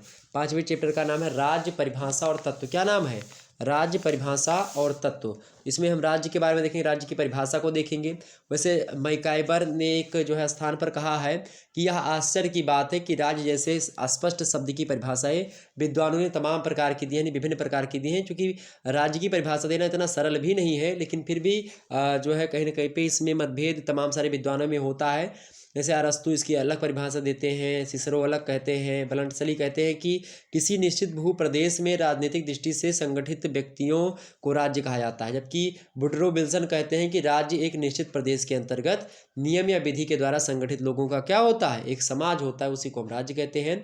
लास्की कहते हैं कि राज्य एक प्रादेशिक समाज है जो सरकार और प्रजा में विभाजित है और जो अपने निश्चित जो भौगोलिक क्षेत्र हैं उनमें अन्य सभी समुदायों में क्या रखता है? सर्वोच्च सत्ता स्थापित रखता है। ये बात लास्की महोदय कहते हैं। अरस्तु कहते हैं कि राज्य जो होता है परिवारों तथा ग्रामों का एक ऐसा समुदाय होता है जिसका उद्देश्य पूर्ण और आत्मनिर्भर जीवन की प्राप्ति से होता है। ओके, कई सारी चीज़ें हैं राज्य के बारे में और राज्य के कई सारे तत्व हैं। जैसे राज्य के अगर तत्वों की बात की जाए, बिलोबी राज्य के 3 तत्व बताते हैं मुख्य रूप से। पहला है उनका राजनीतिक सामाजिक दृष्टि से एकता में बंधा हुआ जन समुदाय, पहला तत्व। दूसरा तत्व सरकार या शासन तंत्र होना चाहिए जिसके रूप में एक राजनीतिक व्यवस्था कायम की जा सके। और तीसरे जो इसका तत्व है बिलोबी ने कहा जो बताया राज्य के तत्वों में, वो तत्व है कौन सा? शासन अधिकारों के कर्तव्यों और अधिकारों की सीमा निश्चित करने वाले जो नियम होते हैं वो लिखित या फिर अलिखित हों लेकिन संकलित हों। ओके, तो इस प्रकार से बिलोबी ने बताया। सिजिबिक ने भी राज्य के 3 आवश्यक तत्व बताए, कौन कौन से? पहला सरकार, दूसरा भूखंड, तीसरा जनता। ओके, बलंटसली जो है वो भूखंड, जनता, एकता और संगठन, ये 4 तत्व बताते हैं बलंटसली। कौन कौन से? भूखंड, जनता, एकता और संगठन। ओके, ये बात ध्यान रखेंगे। तो सरकार और जो है जनता यानी एकता, संगठन, जनता और भूखंड। सरकार को बलंटसली नहीं उतना तवज्जो देते हैं। गार्डनर इसी प्रकार से जो है, वैसे सर्वमान्य मत जो रहा है गार्डनर का ही रहा है, डॉक्टर गार्डनर का। और डॉक्टर गार्डनर ने राज्य के तत्वों में जो है लगभग 4 तत्वों को महत्वपूर्ण स्थान दिया। पहला, मनुष्यों का समुदाय होना चाहिए। दूसरा, एक प्रदेश होना चाहिए जिसमें कि अस्थायी रूप से वो जो मनुष्यों का समुदाय है वो रहना चाहिए।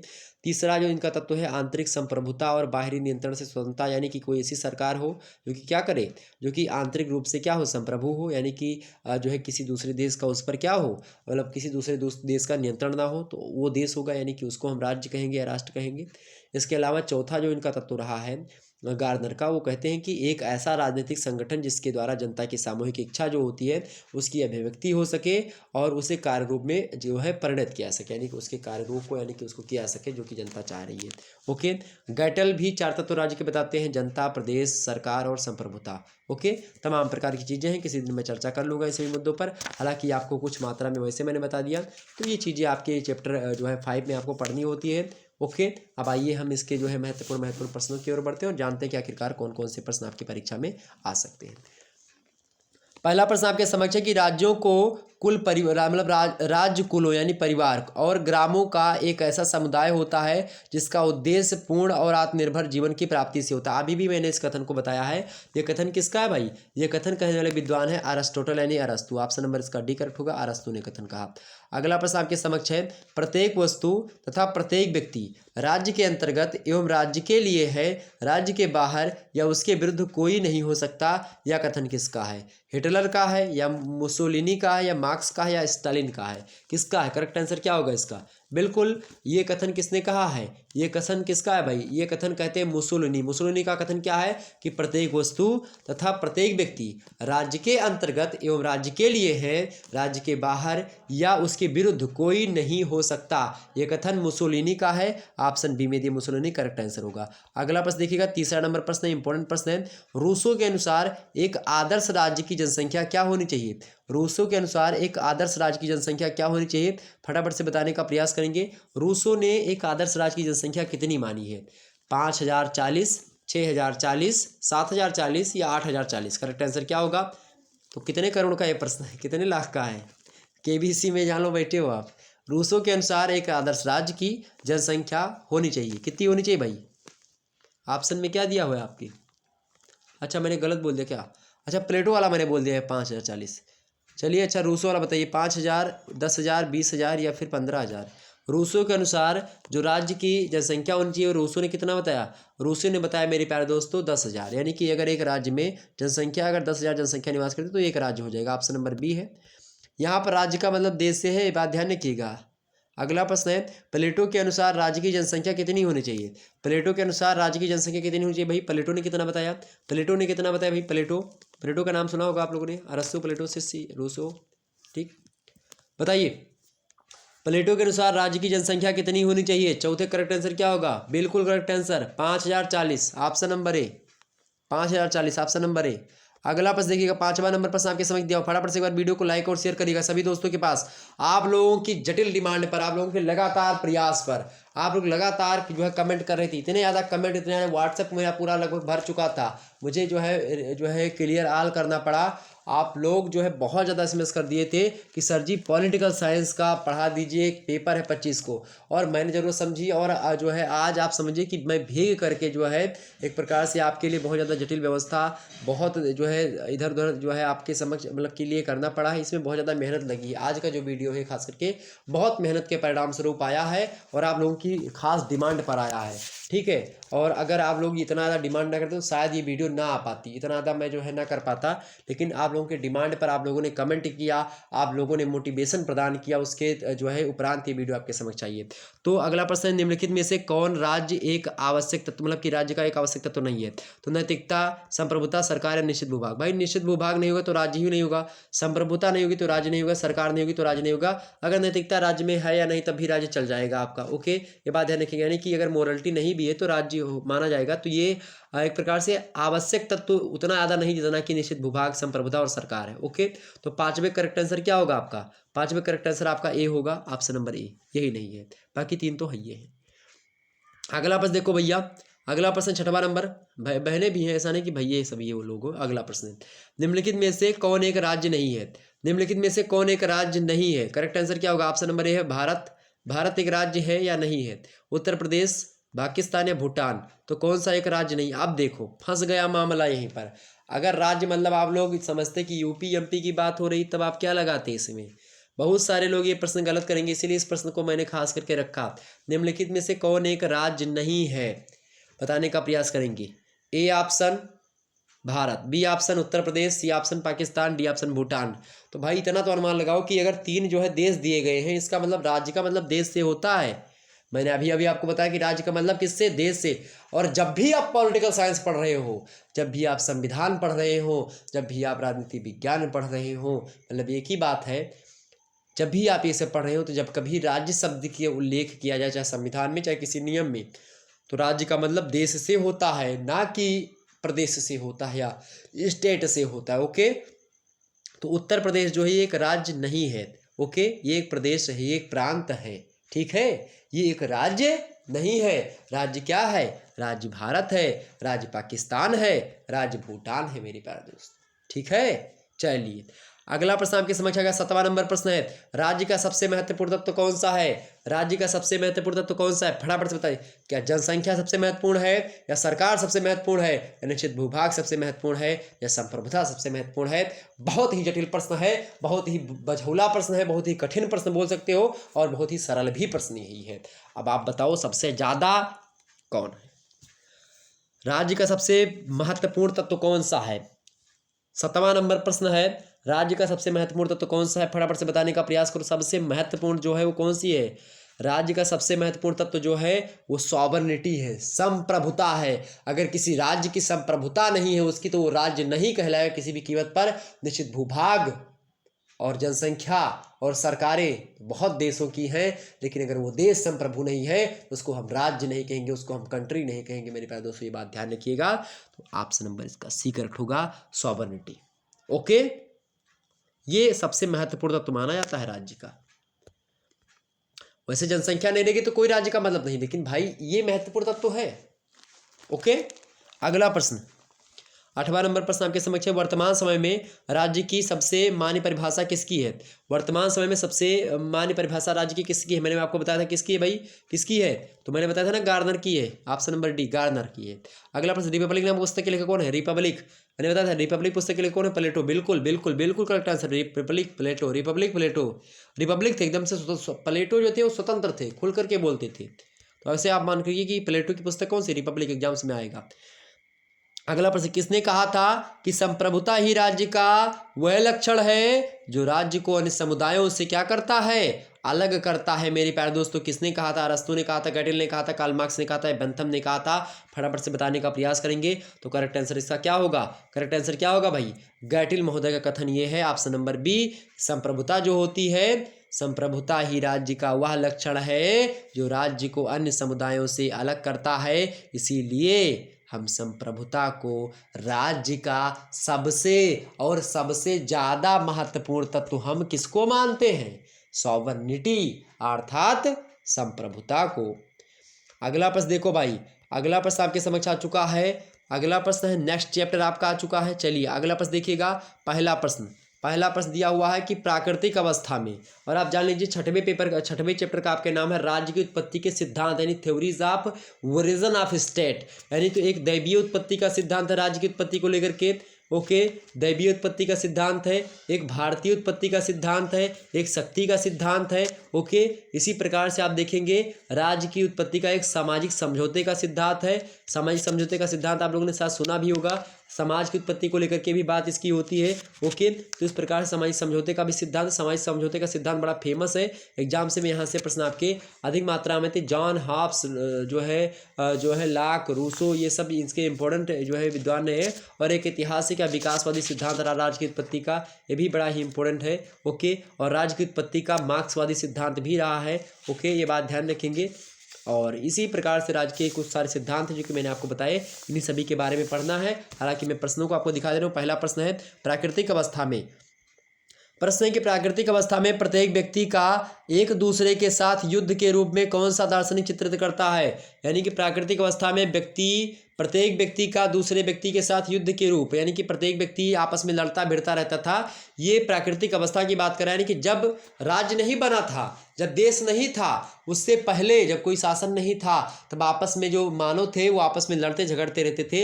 ये कथन किसका है? मैकियावेली तो हो ही नहीं सकते। हाब्स, लाक, रूसो, इन तीनों में से कोई एक होगा। करेक्ट आंसर इसका क्या होगा? बिल्कुल हाब्स महोदय के जो मानव था वो लड़ता भिड़ता नहीं झगड़ालू था। अगला प्रश्न है दूसरा नंबर, राज्य की उत्पत्ति का सबसे प्राचीनतम सिद्धांत कौन सा है? सबसे प्राचीनतम अगर सिद्धांत की बात की राज्य की उत्पत्ति की तो दैवीय उत्पत्ति का सिद्धांत है। किसका? दैवीय उत्पत्ति का सिद्धांत। ऑप्शन नंबर इसका बी करेक्ट होगा। अगला प्रश्न आप देखिएगा, तीसरा नंबर प्रश्न है, रॉबर्ट फिल्मर और इंग्लैंड का राजा जेम्स किस सिद्धांत के समर्थक थे? प्रश्न क्या है? रॉबर्ट फिल्मर और इंग्लैंड का राजा जेम्स किस सिद्धांत के समर्थक थे? ऑप्शन ए पितृसत्तात्मक सिद्धांत, ऑप्शन बी शक्ति सिद्धांत, ऑप्शन सी दैवी सिद्धांत और ऑप्शन डी समझौता सिद्धांत। करेक्ट आंसर क्या होगा? रॉबर्ट फिल्मर और इंग्लैंड का राजा जेम्स किस सिद्धांत के समर्थक थे? तीसरे का करेक्ट आंसर क्या होगा? फटाफट से बताने का प्रयास करें। बिल्कुल रॉबर्ट फिल्मर और इंग्लैंड का राजा जो जेम्स था, दैवीय उत्पत्ति सिद्धांत के प्रबल समर्थक रहे। ऑप्शन नंबर इसका सी करेक्ट होगा तीसरे का। चौथा प्रश्न आपके स्क्रीन पर विजुअल हो पा रहा होगा।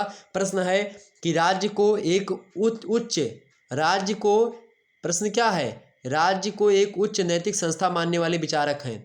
प्रश्न है राज्य को एक उच्च नैतिक संस्था मानने वाले विचारक कौन से हैं? हाब्स, बेंथम, ऑस्टिन या रूसो, कांट, हीगल, या हाब्स, बेंथम, हीगल या रूसो, कांट, बेंथम।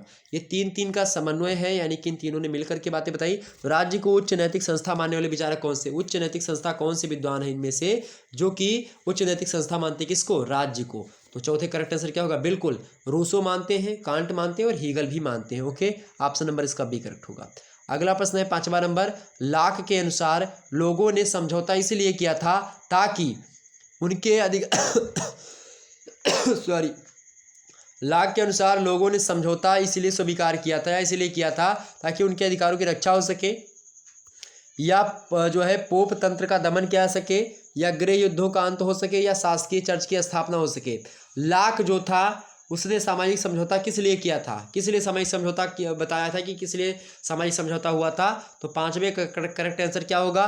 बिल्कुल क्योंकि लाक ने कहा था कि अगर सामाजिक समझौता इसलिए जो है किया था ताकि उनके जो अधिकार है उनकी रक्षा हो सके सभी लोगों की। ऑप्शन नंबर इसका ए करेक्ट होगा।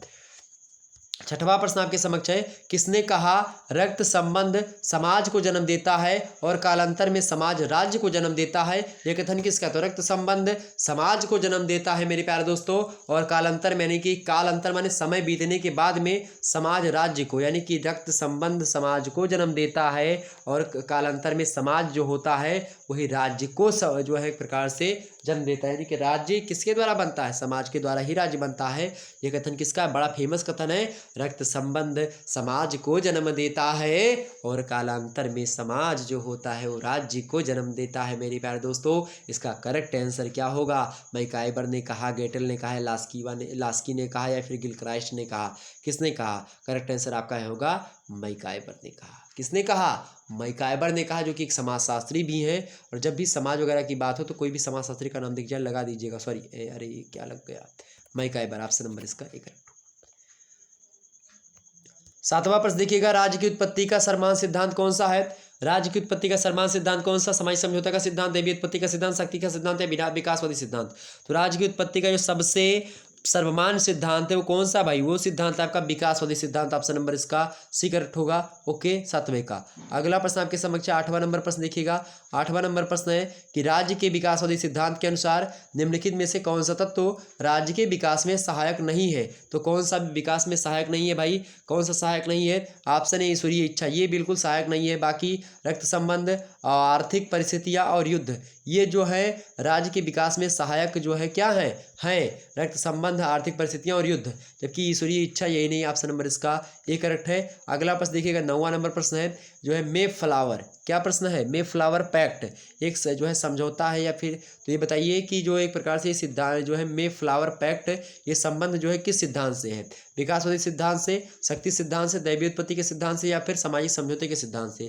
तो मे फ्लावर जो पैक्ट है इसका संबंध जो है मेरे प्यारे दोस्तों वो सामाजिक समझौते के सिद्धांत से। ऑप्शन नंबर इसका सी करेक्ट होगा। अगला प्रश्न देखिएगा, 10वां नंबर प्रश्न आपको दिया है कि गार्नर ने राज्य की उत्पत्ति के किस सिद्धांत का समर्थन किया है? तो गार्नर ने राज्य की उत्पत्ति के किस सिद्धांत का समर्थन किया भाई? किसके किया है? इसको इन्होंने विकासवादी सिद्धांत का समर्थन किया है। और इसीलिए खास करके राजनीति विज्ञान की जो परिभाषा है राज्य की, वो गार्नर की समान परिभाषा है। ओके, तो इस प्रकार से आप लोगों ने देखा 10 प्रश्न को जो कि बहुत ही ज़्यादा महत्वपूर्ण थे। ये बात क्लियर हो गई। एक पुस्तक है सोशल कॉन्ट्रैक्ट, एक पुस्तक है सोशल कॉन्ट्रैक्ट, बड़ी फेमस पुस्तक है और किसने लिखी है? रूसो महोदय की पुस्तक है सोशल कॉन्ट्रैक्ट। इसमें जो है आप देखेंगे सामाजिक समझौते के बारे में बताया गया है। ओके, ये बात ध्यान रखेंगे। एक पुस्तक है जो है, पुस्तक का नाम क्या है? Laugh of monarchy, laugh of monarchy ये पुस्तक है। इस पुस्तक के लेखक कौन है? जेम्स प्रथम है। एग्जाम्स में आ सकता है ये प्रश्न। ओके, बात ध्यान रखेंगे। एक पुस्तक है जो है लेबियाथन, तो लेबियाथन जो पुस्तक है इसके लेखक कौन है? लेबियाथन पुस्तक वे फेमस पुस्तक है, एग्जाम्स में आ सकती है। तो हॉब्स ने लिखा है लेबियाथन पुस्तक के जो है, किसने लिखा है? हॉब्स ने लिखा है। इस प्रकार से आप लोगों ने समझा विस्तार से। ओके ओके, समझा, कोई दिक्कत नहीं होनी चाहिए। अब आपका जो 7वां जो है चैप्टर है वो कौन सा है? 7वें चैप्टर का क्या नाम है भाई? 7वें चैप्टर का आपके क्या नाम है? जो है राज्य के कार्य यानी कि फंक्शंस ऑफ स्टेट, ये 7वें चैप्टर का आपके नाम है। अब इसमें आदर्शवादी सिद्धांत के अनुसार हम देखेंगे। ओके, तमाम सारे राज्य के कार्य होंगे। ओके, इसी प्रकार से आप देखेंगे व्यक्तिवादी सिद्धांत के अनुसार। इसी प्रकार से और भी आगे चलेंगे हम, तमाम सारे व्यक्तिवाद की आलोचना वगैरह भी हम देखते हुए आगे बढ़ेंगे। उदारवादी सिद्धांत के अनुसार ये सब आपको पढ़ना पड़ेगा। और उदारवादी सिद्धांत की आलोचना भी विद्वानों ने करी है।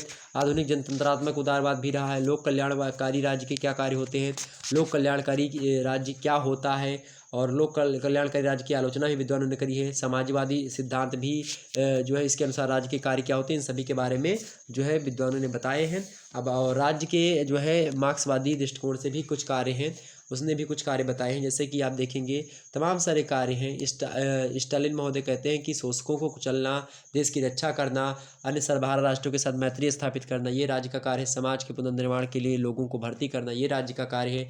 वर्गों की समाप्ति और समाज का वर्ग रहित और राज्य रहित आधारों का गठन करना, ये भी राज्य का ही कार्य है। तो ये तमाम सारी चीज़ें हैं जो कि इसके बारे में थी, मैंने आपको बता दी। ओके, ये बात ध्यान रखेंगे। और एक पुस्तक है ऑन लिबर्टी, ऑन लिबर्टी पुस्तक बड़ी फेमस है और पुस्तक को लिखा है J.S. मिल ने। कौन सी पुस्तक है? ऑन लिबर्टी, एग्जाम्स में आ सकती है, याद रखिएगा। ओके, ऑन लिबर्टी पुस्तक किसने लिखी है? किसने लिखी है? J.S. मिल ने लिखी। ओके, ये बात ध्यान रखेंगे। आइए हम प्रश्नों की ओर बढ़ते हैं और जानते हैं कौन कौन सी पुस्तक जो है, कौन कौन सी प्रश्न आपकी परीक्षा में जो है आ सकते हैं। पहला प्रश्न, नौकरशाही को नवीन निरंकुशता किसने कहा? नौकरशाही को नवीन निरंकुशता किसने कहा भाई? नौकरशाही को नवीन निरंकुशता किसने कहा? फटाफट से बताने का प्रयास करें, किसने कहा? नौकरशाही को नवीन निरंकुशता कहने वाले जो विद्वान हैं उनका नाम है लॉर्ड हेवार्ट। और ऑप्शन किसमें? बी में दिख रहे हैं, लॉर्ड हेवार्ट ही करेक्ट आंसर होगा। ऑप्शन नंबर इसका बी। ओके, अगला प्रश्न आप देखिएगा। जो है दूसरा प्रश्न है, निम्नलिखित में से कौन से विचारक राज्य के कार्यों को पुलिस कार्यों तक ही सीमित रखना चाहते हैं? तो बताइए, निम्नलिखित में से कौन से विचारक हैं जो विचारक राज्य के कार्यों को पुलिस कार्यों तक ही सीमित रखना चाहते हैं? प्लेटो एवं हीगल, या प्लेटो एवं अरस्तू, या फिर J.S. मिल और हर्बर्ट स्पेंसर, या फिर हीगल और ग्रीन? कौन करते हैं? तो इनमें से जो विद्वान हैं वो आप जो है J.S. मिल और हर्बर्ट स्पेंसर जो हैं ये राज्य के कार्यों को पुलिस कार्यों तक ही सीमित रखना चाहते हैं। तो J.S. मिल और Herbert Spencer, option number C. Option number C दूसरे करेक्ट आंसर होगा।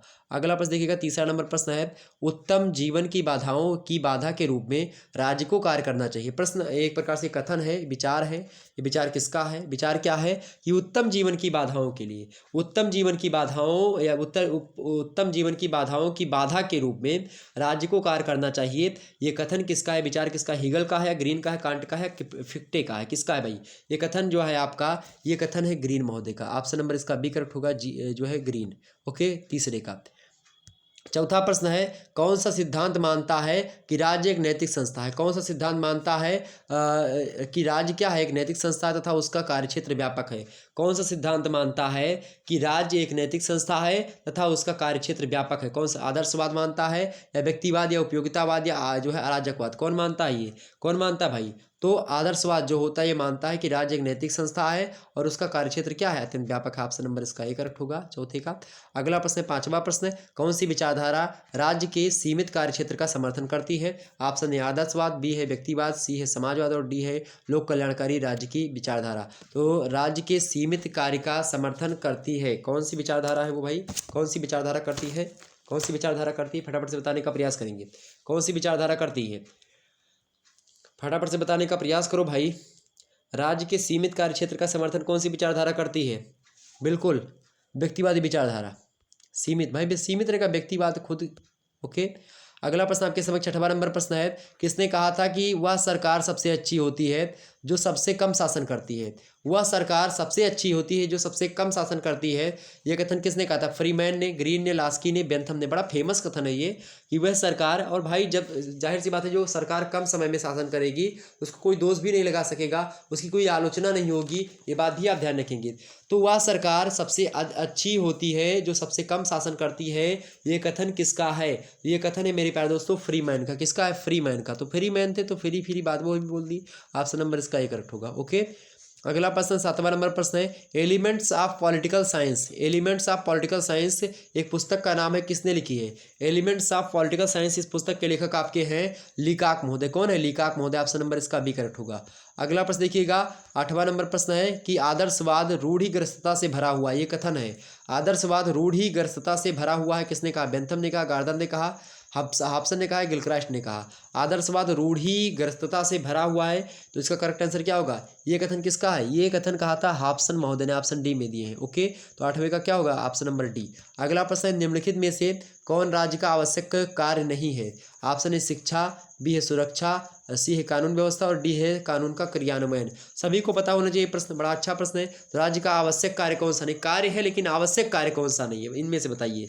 9वें करेक्ट आंसर शिक्षा नहीं है, या फिर वैसे शिक्षा ही नहीं होगी आपकी, करेक्ट आंसर ये हो गया आपका। शिक्षा जो होती है ये विद्यालय का आवश्यक कार्य होगी, ठीक है, जबकि राज्य का आवश्यक कार्य तो नहीं शिक्षा ना। कानून व्यवस्था बनाए रखना राज्य का आवश्यक कार्य है, सुरक्षा प्रदान करना जनता को राज्य का आवश्यक कार्य है, कानूनों का क्रियान्वयन करना यह आवश्यक कार्य है। शिक्षा तो आपका सेकेंडरी यानी कि जो है आवश्यक कार्य में नहीं आप शामिल भी कर सकते हो, क्योंकि राज्य के जो प्राथमिक कार्य वही है।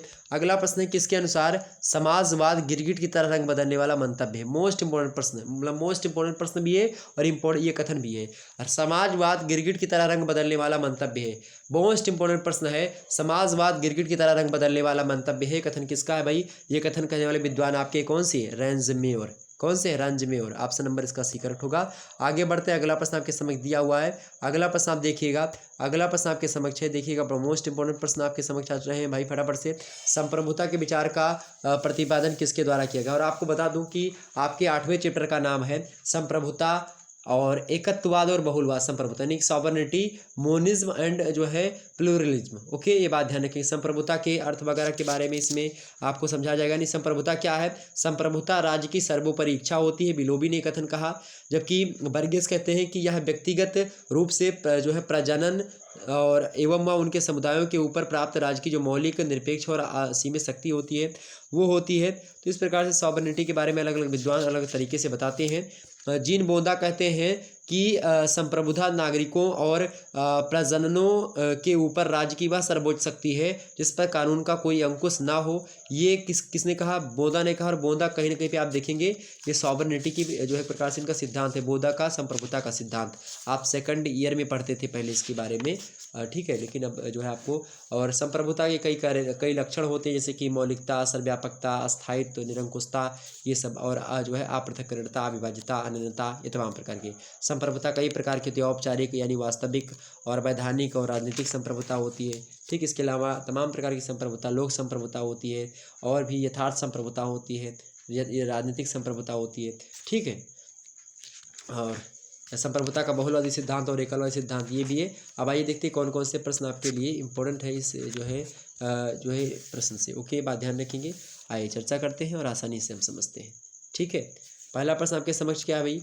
पहला प्रश्न आपके समक्ष है, अच्छा आपसे पूछे कि जब समाज का संगठन संघीय है तो शासन भी संघीय होना चाहिए। ये कथन किसका? बड़ा फेमस कथन है। ये कथन कहा था किसने? ये कथन कहा था मेरे प्यारे दोस्तों लास्की महोदय ने। ओके, ये कथन किसका है? लास्की महोदय का। ये कथन ध्यान रखिएगा।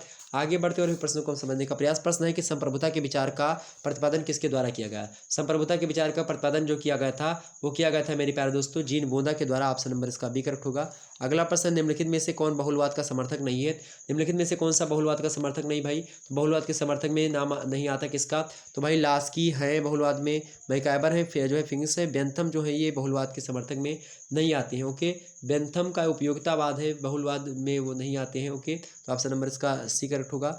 अगला प्रश्न आप देखिएगा।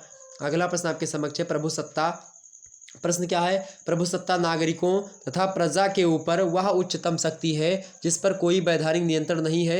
यह कथन किसका है? यह कथन किसका है भाई? प्रभुसत्ता नागरिकों तथा प्रजा के ऊपर वह उच्चतम शक्ति है जिस पर कोई वैधानिक नियंत्रण नहीं है। यह कथन कहने वाले विद्वान कौन है? यह कथन किसने कहा था? जीन बोधा ने कहा था। ऑप्शन नंबर इसका एक करेक्ट होगा, यानी बोधा ने कहा था। अगला प्रश्न, निम्नलिखित में से किसने लोकप्रिय संप्रभुता का सिद्धांत प्रतिपादित किया था?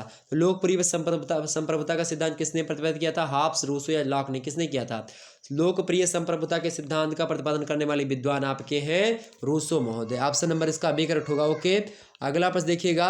अगला प्रश्न आपके समक्ष है, लेक्चर ऑन जो है जूरिपेंडेंस। ओके, तो अगला प्रश्न क्या है आपका? प्रश्न है कि लेक्चर ऑन जूरिपेंडेंस। ओके, ये एक पुस्तक है, इसके लेखक कौन है भाई? इसके लेखक कौन है? इस पुस्तक के लेखक का नाम क्या है? फटाफट से बताने का प्रयास करेंगे। इस पुस्तक के लेखक का नाम है ऑस्टिन। ओके, क्या नाम है? ऑस्टिन। ऑप्शन नंबर इसका ए में दिया है, ऑस्टिन। अगला प्रश्न देखिएगा। अगला प्रश्न, निम्नलिखित में से किसने ऐतिहासिक आधार पर ऑस्टिन के संप्रभुता सिद्धांत को अस्वीकार कर दिया? ऐतिहासिक आधार पर ऑस्टिन का जो संप्रभुता का सिद्धांत था, किस विद्वान ने अस्वीकार कर दिया? लास्की ने किया था, या बार्कर ने किया था, या मैकाइबर ने किया था, या सर हेनरी मैन ने किया था? किसने किया था भाई? तो सर हेनरी मैन ने किया था। ऑप्शन नंबर इसका डी करेक्ट आंसर होगा। आगे बढ़ते हैं, अगला प्रश्न।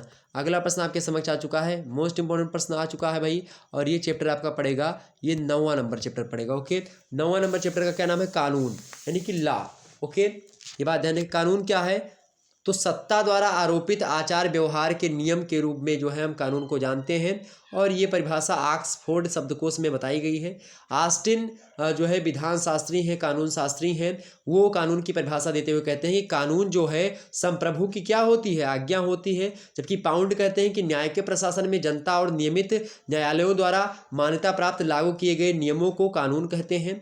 इसके अलावा और तमाम सारे राज्य के जो है कानून के कई तत्व होते हैं, और इन सभी के बारे में जो है चर्चा, कानून के तमाम सारे स्रोत होते हैं, जैसे कि रीति रिवाज परंपराओं से कानून बनते हैं, कुछ न्यायिक निर्णय से कानून बनते हैं, धर्म के द्वारा कानून बनते हैं, कानूनी टिकाएँ कुछ होती हैं उनके द्वारा, और तमाम सारी नीतियाँ होती, व्यवस्थापन होते हैं, उनके द्वारा कानून बनते हैं। कानून के कई लक्षण होते हैं, और अच्छे लक्षण में बेंथम ने जो है अपने विचार भी दिए। बेंथम ने कहा कानून के लक्षण में कानून में सरलता होनी चाहिए, स्पष्टता होनी चाहिए, अस्थायित्व होना चाहिए, व्यापकता होनी चाहिए, व्यवहार जो है वारिता होनी चाहिए, यानी कि व्यवहारिकता होनी चाहिए, जो कानून बनाए व्यवहारिक हो, निष्पक्ष हो, ये सब होना चाहिए। ओके, और मनुष्यों को सर्वांगीण प्रगति के लिए रक्षा करे कानून, इस प्रकार से होना चाहिए। तो इस प्रकार से चीज़ें बताई गई हैं। और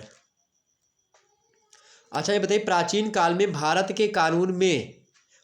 के कानून में किसी मतलब कि कौन सी पुस्तक बड़ी फेमस थी? तो कौन सी? मिताक्षरा जो पुस्तक थी बड़ी फेमस थी कानून के मामले में। ओके, ये बात ध्यान रखेंगे। चलिए मैं प्रश्नों की बात कर लेता हूँ, कौन कौन से प्रश्न आपके इंपॉर्टेंट है। पहला प्रश्न है, कानून संप्रभु का आदेश है, यह कथन किसका है? कानून संप्रभु का आदेश है, किसने कहा था भाई? किसने कहा था? हमने अभी भी बताया आपको, किसने कहा था? ऑस्टिन महोदय ने कहा था। किसने कहा था? ऑस्टिन महोदय ने क्या कहा? ऑस्टिन महोदय ने कहा था आपको, क्या कहा था ऑस्टिन महोदय ने? कानून जो होता है वो क्या है? कानून जो होता है संप्रभु का आदेश है। अगला प्रश्न, निम्नलिखित में से किस किस एक विचार पद्धति में कानून को स्वतंत्रता विरोधी समझाता है? लोकतंत्रीय विचार पद्धति में, या समाजशास्त्रीय विचार पद्धति में, या शास्त्रीय उदारवादी विचार पद्धति में, या समष्टि विचार पद्धति में? करेक्ट आंसर क्या होगा? तो इनमें से कौन सी एक विचार पद्धति में कानून को स्वतंत्रता विरोधी जो है एक प्रकार से समझा जाता है? प्रश्न क्या है? तो भाई जो आपका ये जो आपकी शास्त्रीय उदारवादी विचार पद्धति है, ये एक प्रकार से एक विचार पद्धति ऐसी है जिसमें कानून को स्वतंत्रता का विरोधी समझाता है। ओके, ऑप्शन नंबर क्या है? सी वाला, यही करेक्ट होगा। अगला प्रश्न आपके समझ है, तीसरा नंबर देखिएगा। किसने कहा था कि कानून के विरोध का अधिकार शरीर के लिए औषधि है, प्रतिदिन भोजन का नहीं? बड़ा अच्छा एक प्रकार से कोटेशन है। कथन क्या है कि कानून के विरोध का अधिकार शरीर के लिए औषधि है, प्रतिदिन का भोजन नहीं है। एक औषधि शरीर के लिए नहीं, कम। ओके, कानून के विरोध का अधिकार शरीर के लिए औषधि है, औषधि की भांति आप कम विरोध करें कानून का। प्रतिदिन का भोजन है कि आप डेली का डेली कानून का विरोध ही करें। यह कथन किसका? ऑस्टिन का है, बर्ग का है, कौटिल्य का है, गांधी जी का है? किसका है भाई? ये कथन किसका है? फटाफट से बताने का प्रयास करेंगे। तो ये कथन आपका पड़ेगा किसका भाई? ये कथन बर्ग महोदय का है। ओके, ऑप्शन नंबर इसका बी करेक्ट हुआ, तीसरे का बी। अगला प्रश्न, चौथा नंबर प्रश्न देखिएगा। चौथा नंबर प्रश्न आपके समक्ष है, किसने कहा था कि कानून जो होता है नियमों का समूह है जिसे राज्य मान्यता देता है और न्याय व्यवस्था के प्रशासन में लागू करता है? प्रश्न क्या है? कानून नियमों का समूह है जिसे राज्य मान्यता देता है तथा न्याय व्यवस्था के प्रशासन में लागू करता है। ये कथन किसका है मेरे प्यारे दोस्तों? ये कथन है आपका सालमंड महोदय का। किसका है? सालमंड। ऑप्शन नंबर सी में दिए करेक्ट आंसर यही होंगे। अगला प्रश्न देखिएगा, 5वां नंबर प्रश्न दिया हुआ है, निम्नलिखित में से कौन एक अच्छे कानून का लक्षण नहीं है? बताने का प्रयास करेंगे। तो कानून के अच्छे लक्षण में कौन कौन सी चीज़ें आती हैं, सबसे पहले ये जान लीजिए। कानून के अच्छे लक्षण में जैसे कि आपका जो है अस्पष्टता हो गई, निष्पक्षता हो गई, व्यवहारिकता हो गई, सरलता हो गई, व्यक्तियों के समझ में आनी चाहिए वो हो गई। ओके, तो स्पष्टता बिल्कुल, निष्पक्षता, व्यवहारिकता होती है। कानून में जटिलता अगर होगी तो कानून लोग समझ नहीं पाएंगे, तो इसीलिए कानून की विशेषता जटिलता बिल्कुल भी नहीं है। तो कानून की विशेषता लक्षण जो जटिलता नहीं हो सकती। ऑप्शन नंबर इसका सी करेक्ट होगा, यही वाला करेक्ट आंसर होगा इसका, जो कि नहीं पूछा गया है। ओके, और जब भी आप पेपर करिएगा तो नहीं वाला जरूर देखिएगा। अगला प्रश्न है, किसने कहा कि न्यायाधीश कानून बनाते हैं तथा उनको इसका अधिकार भी है? किसने कहा कि न्यायाधीश कानून बनाते हैं तथा इस मतलब कि उनको इसका अधिकार भी? किसने कहा भाई? न्यायाधीश कानून बनाते हैं तथा उनको इसका अधिकार भी है, ये कथन किसने कहा है? ये कथन कहने वाले जो विद्वान हैं वो कौन है? जस्टिस होल्मस ने कथन कहा था। ऑप्शन नंबर डी में दिए हैं, यही करेक्ट आंसर होगा। तो 6वें का डी करेक्ट होगा। अगला प्रश्न है 7वां नंबर, प्रशासनिक कानून किस देश में प्रचलित है? प्रशासनिक कानून किस देश में प्रचलित है? फटाफट से बताने का प्रयास करेंगे। प्रशासनिक कानून किस देश में प्रचलित है? भारत में, ब्रिटेन में, जर्मनी में, फ्रांस में, किसमें है? तो प्रशासनिक जो कानून है वो जो प्रचलित है वो किस देश में है? फ्रांस में प्रचलित है। ओके, ऑप्शन नंबर इसका सी करेक्ट है। अगला प्रश्न देखिएगा, 8वां नंबर प्रश्न है, किसने कहा था कि राज्य कानून का शिशु व जनक दोनों है? प्रश्न बड़ा ही अच्छा है और बड़ा अच्छा जो है कोटेशन है। राज्य कानून का शिशु व जनक दोनों है। राज्य कानून का शिशु व जनक दोनों, बहुत ही महत्वपूर्ण प्रश्नों को यहाँ पर छांटने का प्रयास किया गया आप लोगों के लिए। राज्य कानून तथा शिशु मतलब कि का जनक, मतलब कि प्रश्न क्या है? राज्य कानून का शिशु व जनक दोनों है। किसने कहा था? मैकाइबर ने, बेंथम ने, लास्की ने, ग्रीन ने। किसने कहा था? किसने कहा था? मैकाइबर ने कहा था। क्या कहा था? मैकाइबर ने कहा था कि राज्य जो होता है कानून का शिशु और जनक यानी दोनों है, यानी कि उसका बच्चा भी है कानून का, राज्य जो होता है, और उसका पिता भी है। ओके, ये बात ध्यान रखेंगे। अगला प्रश्न 9वां नंबर, आधुनिक युग के में कानूनों का प्रमुख स्रोत क्या है? आधुनिक युग में जो कानून बन रहे हैं उसका स्रोत क्या है? परंपराओं के माध्यम से बनते हैं या धर्म के आधार पर बनते हैं, व्यवस्थापिका के हिसाब से, या फिर नैतिकता के हिसाब से बनते हैं? किसके हिसाब से बनते हैं भाई? बिल्कुल व्यवस्थापिका जो होती है उसके द्वारा कानून बनते हैं। ऑप्शन नंबर इसका सी करेक्ट होगा। अगला प्रश्न देखिएगा, 10वां नंबर प्रश्न है, किस विचारक के अनुसार व्यक्ति कानून का पालन, मतलब कानून का पालन भय से नहीं वरन उसके औचित्य के कारण करते हैं? किस विचारक के अनुसार व्यक्ति कानून का पालन भय से नहीं वरन उसके औचित्य के कारण करते हैं? कथन किसका? हॉलैंड का है, बेंथम का है, ऑस्टिन का है, या फिर जो है ह्यूगो कैब्र का है? किसका है कथन? किसका है भाई? ये कथन है आपका किसका? तो ह्यूगो कैब्र का है। ओके, ऑप्शन नंबर इसका सी करेक्ट होगा 10वें का। ओके, तो इस प्रकार से आप लोगों ने समझा। अब 10वां चैप्टर देख लीजिएगा। तो आज जो है आप लोगों ने 10 जो है चैप्टर आज देखेंगे, तो आज हम 10 चैप्टर तक चर्चा करेंगे। उसके बाद में इसके अलावा मैं 11वें चैप्टर से कल की वीडियो आपके समक्ष आएगी। तो कल आप जो है कल 8 बजे से ही आप जो है देखिएगा। ओके, प्रश्न जो है आपके चैप्टर का क्या नाम? 10वें चैप्टर का नाम है दंड, यानी कि पनिशमेंट, दंड व्यवस्था। ठीक है, पनिशमेंट सिस्टम, ये आपके 10वें चैप्टर का नाम है। ओके, बात ध्यान रखेंगे। और कौटिल्य ने जो है अपने अर्थशास्त्र में जो है दंड की व्यवस्था के बारे में कहा कि यदि काम, क्रोध या अज्ञान बस दंड किया जाए तो जनसाधारण की कौन कहे, वानप्रस्थ और सन्यासी तक क्षुब्ध हो जाते हैं। यदि दंड का उचित प्रयोग नहीं होता तो बलवान मनुष्य निर्बलों को वैसे ही खा जाते जैसे बड़ी मछली छोटी मछली को खा जाती है। ये बात आप ध्यान रखें, दंड इतना जरूरी है। दंड नहीं होता तो बहुत ज़्यादा जो है क्या बढ़ जाता है, तमाम सारी चीज़ें बढ़ जाती। दंड के कई सारे सिद्धांत, जैसे कि प्रतिशोधात्मक सिद्धांत है, बड़ा फेमस सिद्धांत है। ओके, ये बात भी ध्यान रखेंगे। और आप देखेंगे कि जो है इसके अलावा निरोधक सिद्धांत भी है इसका। ओके, इसके अलावा जो है आपका सुधारात्मक सिद्धांत है दंड का, और आदर्शात्मक सिद्धांत भी है। इसके अलावा और भी सिद्धांत आप देख सकते हो, जैसे कि प्रतिशोधात्मक सिद्धांत, निवारक सिद्धांत, सुधार सिद्धांत, इन सभी के बारे में मैंने आपको बता ही दिया। तो इस प्रकार से आपके, और क्या मृत्युदंड होना चाहिए नहीं होना चाहिए, इसके बारे में भी यहाँ से प्रश्न आपके एग्जाम से में आ सकते हैं। तो इसीलिए हमने इन प्रश्नों को यहाँ पर छाड़ने का जो है प्रयास किया है। पहला प्रश्न आप देखिएगा, बड़ा फेमस प्रश्न है। प्रश्न क्या है कि दंड का निवारक सिद्धांत निम्न में से किस सिद्धांत पर आधारित है? दंड का जो निवारक सिद्धांत है ये किस सिद्धांत पर आधारित है भाई? ऑप्शन है जैसे को तैसा पर, या कठोर व चेतावनी युक्त सजा देना ताकि जुर्म को रोका जा सके, या अपराधी को सुधारा जाना चाहिए, अपराधी के साथ नरमी से बर्ताव किया जाना चाहिए। दंड का जो निवारक सिद्धांत है वो किस सिद्धांत पर आधारित है निम्न में से? तो भाई दंड का जो निवारक सिद्धांत है वो क्या कहता है? वो यही कहता है कि कठोर एवं चेतावनी युक्त सजा दी जाए ताकि जुर्म जो है लोग ना करें, जुर्म को रोका जा सके। तो ऑप्शन नंबर इसका क्या करेक्ट होगा? बी वाला करेक्ट होगा। ऑप्शन नंबर इसका कौन सा करेक्ट होगा? बी करेक्ट होगा। ओके, पहले का। अगला प्रश्न देखिएगा, दूसरा प्रश्न आपके समक्ष है। बेंथम दंड के किस सिद्धांत के समर्थक थे? बहुत ही महत्वपूर्ण प्रश्न है। बेंथम जो थे वो बेंथम दंड के किस सिद्धांत के समर्थक थे? प्रतिशोध सिद्धांत के, निवारक सिद्धांत के, या निरोधक सिद्धांत के, या सुधारक सिद्धांत के? बताने का प्रयास करेंगे। तो जो बेंथम थे मेरे प्यारे दोस्तों, ये सुधारक सिद्धांत के जो है क्या थे? ये सुधारक सिद्धांत के जो समर्थक थे। कौन? बेंथम। ऑप्शन नंबर इसका डी करेक्ट होगा। अगला प्रश्न देखिएगा, तीसरा नंबर प्रश्न आपके समझ दिया हुआ है। कौटिल्य के अनुसार ज्ञान की 4 विधाओं में क्या शामिल नहीं है? ज्ञान की 4 विधाओं में क्या शामिल नहीं है कौटिल्य ने? तो भाई क्या शामिल नहीं है? ऑप्शन है दंड नीति, बी है त्रयी और डी है दीन शास्त्र और डी सी है आपकी अन्वीक्षिकी। करेक्ट आंसर क्या होगा इसका? तो कौटिल्य के अनुसार ज्ञान की जो 4 दिशाएं हैं उनमें कौन शामिल नहीं है भाई? कौन शामिल नहीं है? तो जो आपका जो है नीति शास्त्र है यही शामिल नहीं है। ऑप्शन नंबर इसका डी करेक्ट होगा। अगला प्रश्न आपके समक्ष है, चौथा नंबर। आदर्श दंड व्यवस्था के लिए कौन से तत्व महत्वपूर्ण नहीं है? आदर्श दंड व्यवस्था के लिए कौन से तत्व महत्वपूर्ण नहीं है? ऑप्शन ए दिया है निष्पक्षता। अब अगला प्रश्न है कि आदर्श दंड व्यवस्था के लिए कौन से तत्व महत्वपूर्ण नहीं है? ऑप्शन ए दिया निष्पक्षता, ऑप्शन जो है बी दिया है विवेक, और ऑप्शन सी दिया अनुपात, और डी दिया है अतिरेक। करेक्ट आंसर इसका क्या होगा? करेक्ट आंसर इसका क्या होगा भाई? आदर्श दंड व्यवस्था के लिए कौन से तत्व महत्वपूर्ण नहीं है? इसका करेक्ट आंसर होगा आपका ऑप्शन नंबर डी, अतिरेक जो होता है इंपॉर्टेंट नहीं है। ओके, अगला प्रश्न देखिएगा, 5वां नंबर प्रश्न दिया है। कौटिल्य ने अपनी पुस्तक अर्थशास्त्र में कितने भयानक दंडों का प्रावधान किया है? तो कौटिल्य जी ने कितने दंडों का प्रावधान किया भाई? अर्थशास्त्र में कितने का प्रावधान किया है? तो 17 दंडों का प्रावधान किया है अर्थशास्त्र में। किसने? कौटिल्य ने। ओके, ये बात ध्यान रखेंगे इस प्रकार से। अच्छा, एक पुस्तक का बड़ा फेमस पुस्तक है 20वीं शताब्दी की, 20वीं शताब्दी में मृत्युदंड, ये पुस्तक का नाम है। तो इस पुस्तक के लेखक कौन है? इस पुस्तक के लेखक आपके कौन है? कलवर्ट महोदय ने इस पुस्तक को लिखा था। ये बात ध्यान रखिएगा। एक जो है आपका जो है सिद्धांत यानी कि आंख के लिए आंख तथा दांत के लिए दांत, ये नियम जो है दंड के किस सिद्धांत संबंधित है? ये प्रश्न बड़ा फेमस है। तो ये सिद्धांत प्रतिशोधात्मक सिद्धांत है, यानी कि आंख के लिए आंख लेंगे, दांत के लिए दांत लेंगे, सर के लिए सर लेंगे, इस प्रकार का सिद्धांत है वो प्रतिशोधात्मक सिद्धांत है। प्रतिशोध की ज्वाला, यानी जो मेरा गया है वो मैं लूंगा। दंड के प्रतिशोधात्मक सिद्धांत के समर्थक की बात की तो हीगल और कांट उसमें आते हैं। ओके, ये बात ध्यान रखेंगे। इसी प्रकार से आप देखेंगे जो है एक कुछ ऐसे देश हैं जिन्होंने मृत्युदंड को समाप्त कर दिया है, जैसे कि बेल्जियम और स्वीडन जो है, वहाँ पर मृत्युदंड नहीं दिया जाएगा किसी भी स्थिति में।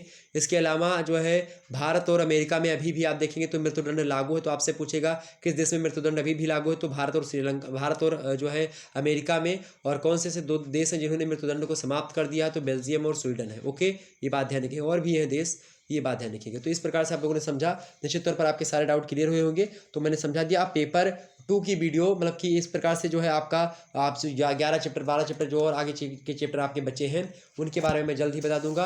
और भी आपके तमाम सारे चैप्टर हैं, जैसे कि बात की चैप्टर के नाम एक बार सुन लीजिएगा सभी लोग। तो 10 चैप्टर आपके हो गए। 11वां चैप्टर स्वतंत्रता, 12वां है समानता, 13वां है न्याय, 14वां शक्ति और प्रभाव, 15वां आपका सत्ता और वैधता, 16वां चैप्टर का नाम है अधिकार, दायित्व और कर्तव्य, 17वां है राजनीतिक संस्कृति, 18वां चैप्टर है राजनीतिक सहभागिता, 19वां चैप्टर है राजनीतिक विकास, 20वां चैप्टर राजनीतिक आधुनिकीकरण, 21वां चैप्टर है आपका आदर्शवाद या प्रत्यक्षवाद प्रत्ययवाद, और 22वां चैप्टर है व्यक्तिवाद, 23वां चैप्टर है अराजकतावाद, और 24वां चैप्टर है समाजवाद, 25वां है पूंजीवाद, 26वां है साम्राज्यवाद उपनिवेशवाद, 27वां चैप्टर है राष्ट्रवाद, 28वां चैप्टर है भूमंडलीकरण यानी वैश्वीकरण, और 29वां चैप्टर है मानवाधिकार, 30वां है नारीवाद, 31वां चैप्टर है संसदात्मक व अध्यक्षात्मक शासन व्यवस्था, 32वां एकात्मक व संघात्मक प्रशासन, 33वां राजनीतिक दल, और 34वां दबाव समूह, 35वां है आपका राज्य के मतलब सरकार के अंग व्यवस्थापिका कार्यपालिका और न्यायपालिका, 36वां है संविधान तथा संविधानवाद। 37वां चैप्टर आपका है लोकतंत्र। 38वां है समग्राधिकारवाद। और 39वां चैप्टर है आपका लोकमत। 40वां चैप्टर है सामाजिक न्याय। 41वां है पंथ निरपेक्षता यानी कि सेकुलरिज्म। और 42वां चैप्टर है विकेंद्रीकरण। और 43 चैप्टर नंबर है आपका प्रतिनिधित्व के सिद्धांत। और 44वां चैप्टर है उत्तर आधुनिकतावाद। इस प्रकार सिलेबस अब थोड़ा सा आपका बड़ा हो गया है और तीनों पेपर को इसमें समाहित है। तो आप ये मत सोचिएगा आपकी यूनिवर्सिटी में जितने भी पेपर होंगे सभी के लिए इंपॉर्टेंट है। तो मैं चर्चा करूंगा आने वाले समय में। चलिए फिर मिलते हैं नेक्स्ट वीडियो। तब तक के लिए जय हिंद जय भारत। तब सभी को बहुत बहुत धन्यवाद हमारे से जुड़ने के लिए। इसी प्रकार से अपना प्यार बनाए रखिएगा और आप सभी लोग वीडियो को शेयर कर दीजिए। सभी लोग वीडियो को लाइक करेंगे। जितने भी लोग देख रहे हो सभी लोग 10 व्यक्तियों के पास वीडियो को शेयर करिएगा। ओके, चलिए फिर मिलते हैं हम नेक्स्ट वीडियो में। तब तक के लिए आप सभी का बहुत बहुत धन्यवाद हमारे से जुड़ने के लिए। इसी प्रकार से आप लोग वीडियो को लाइक और शेयर करिएगा। सभी लोग लाइक करके बिना मत जाइएगा, सभी लोग लाइक कर दीजिए। ओके, चलिए धन्यवाद आप सभी का बहुत बहुत धन्यवाद।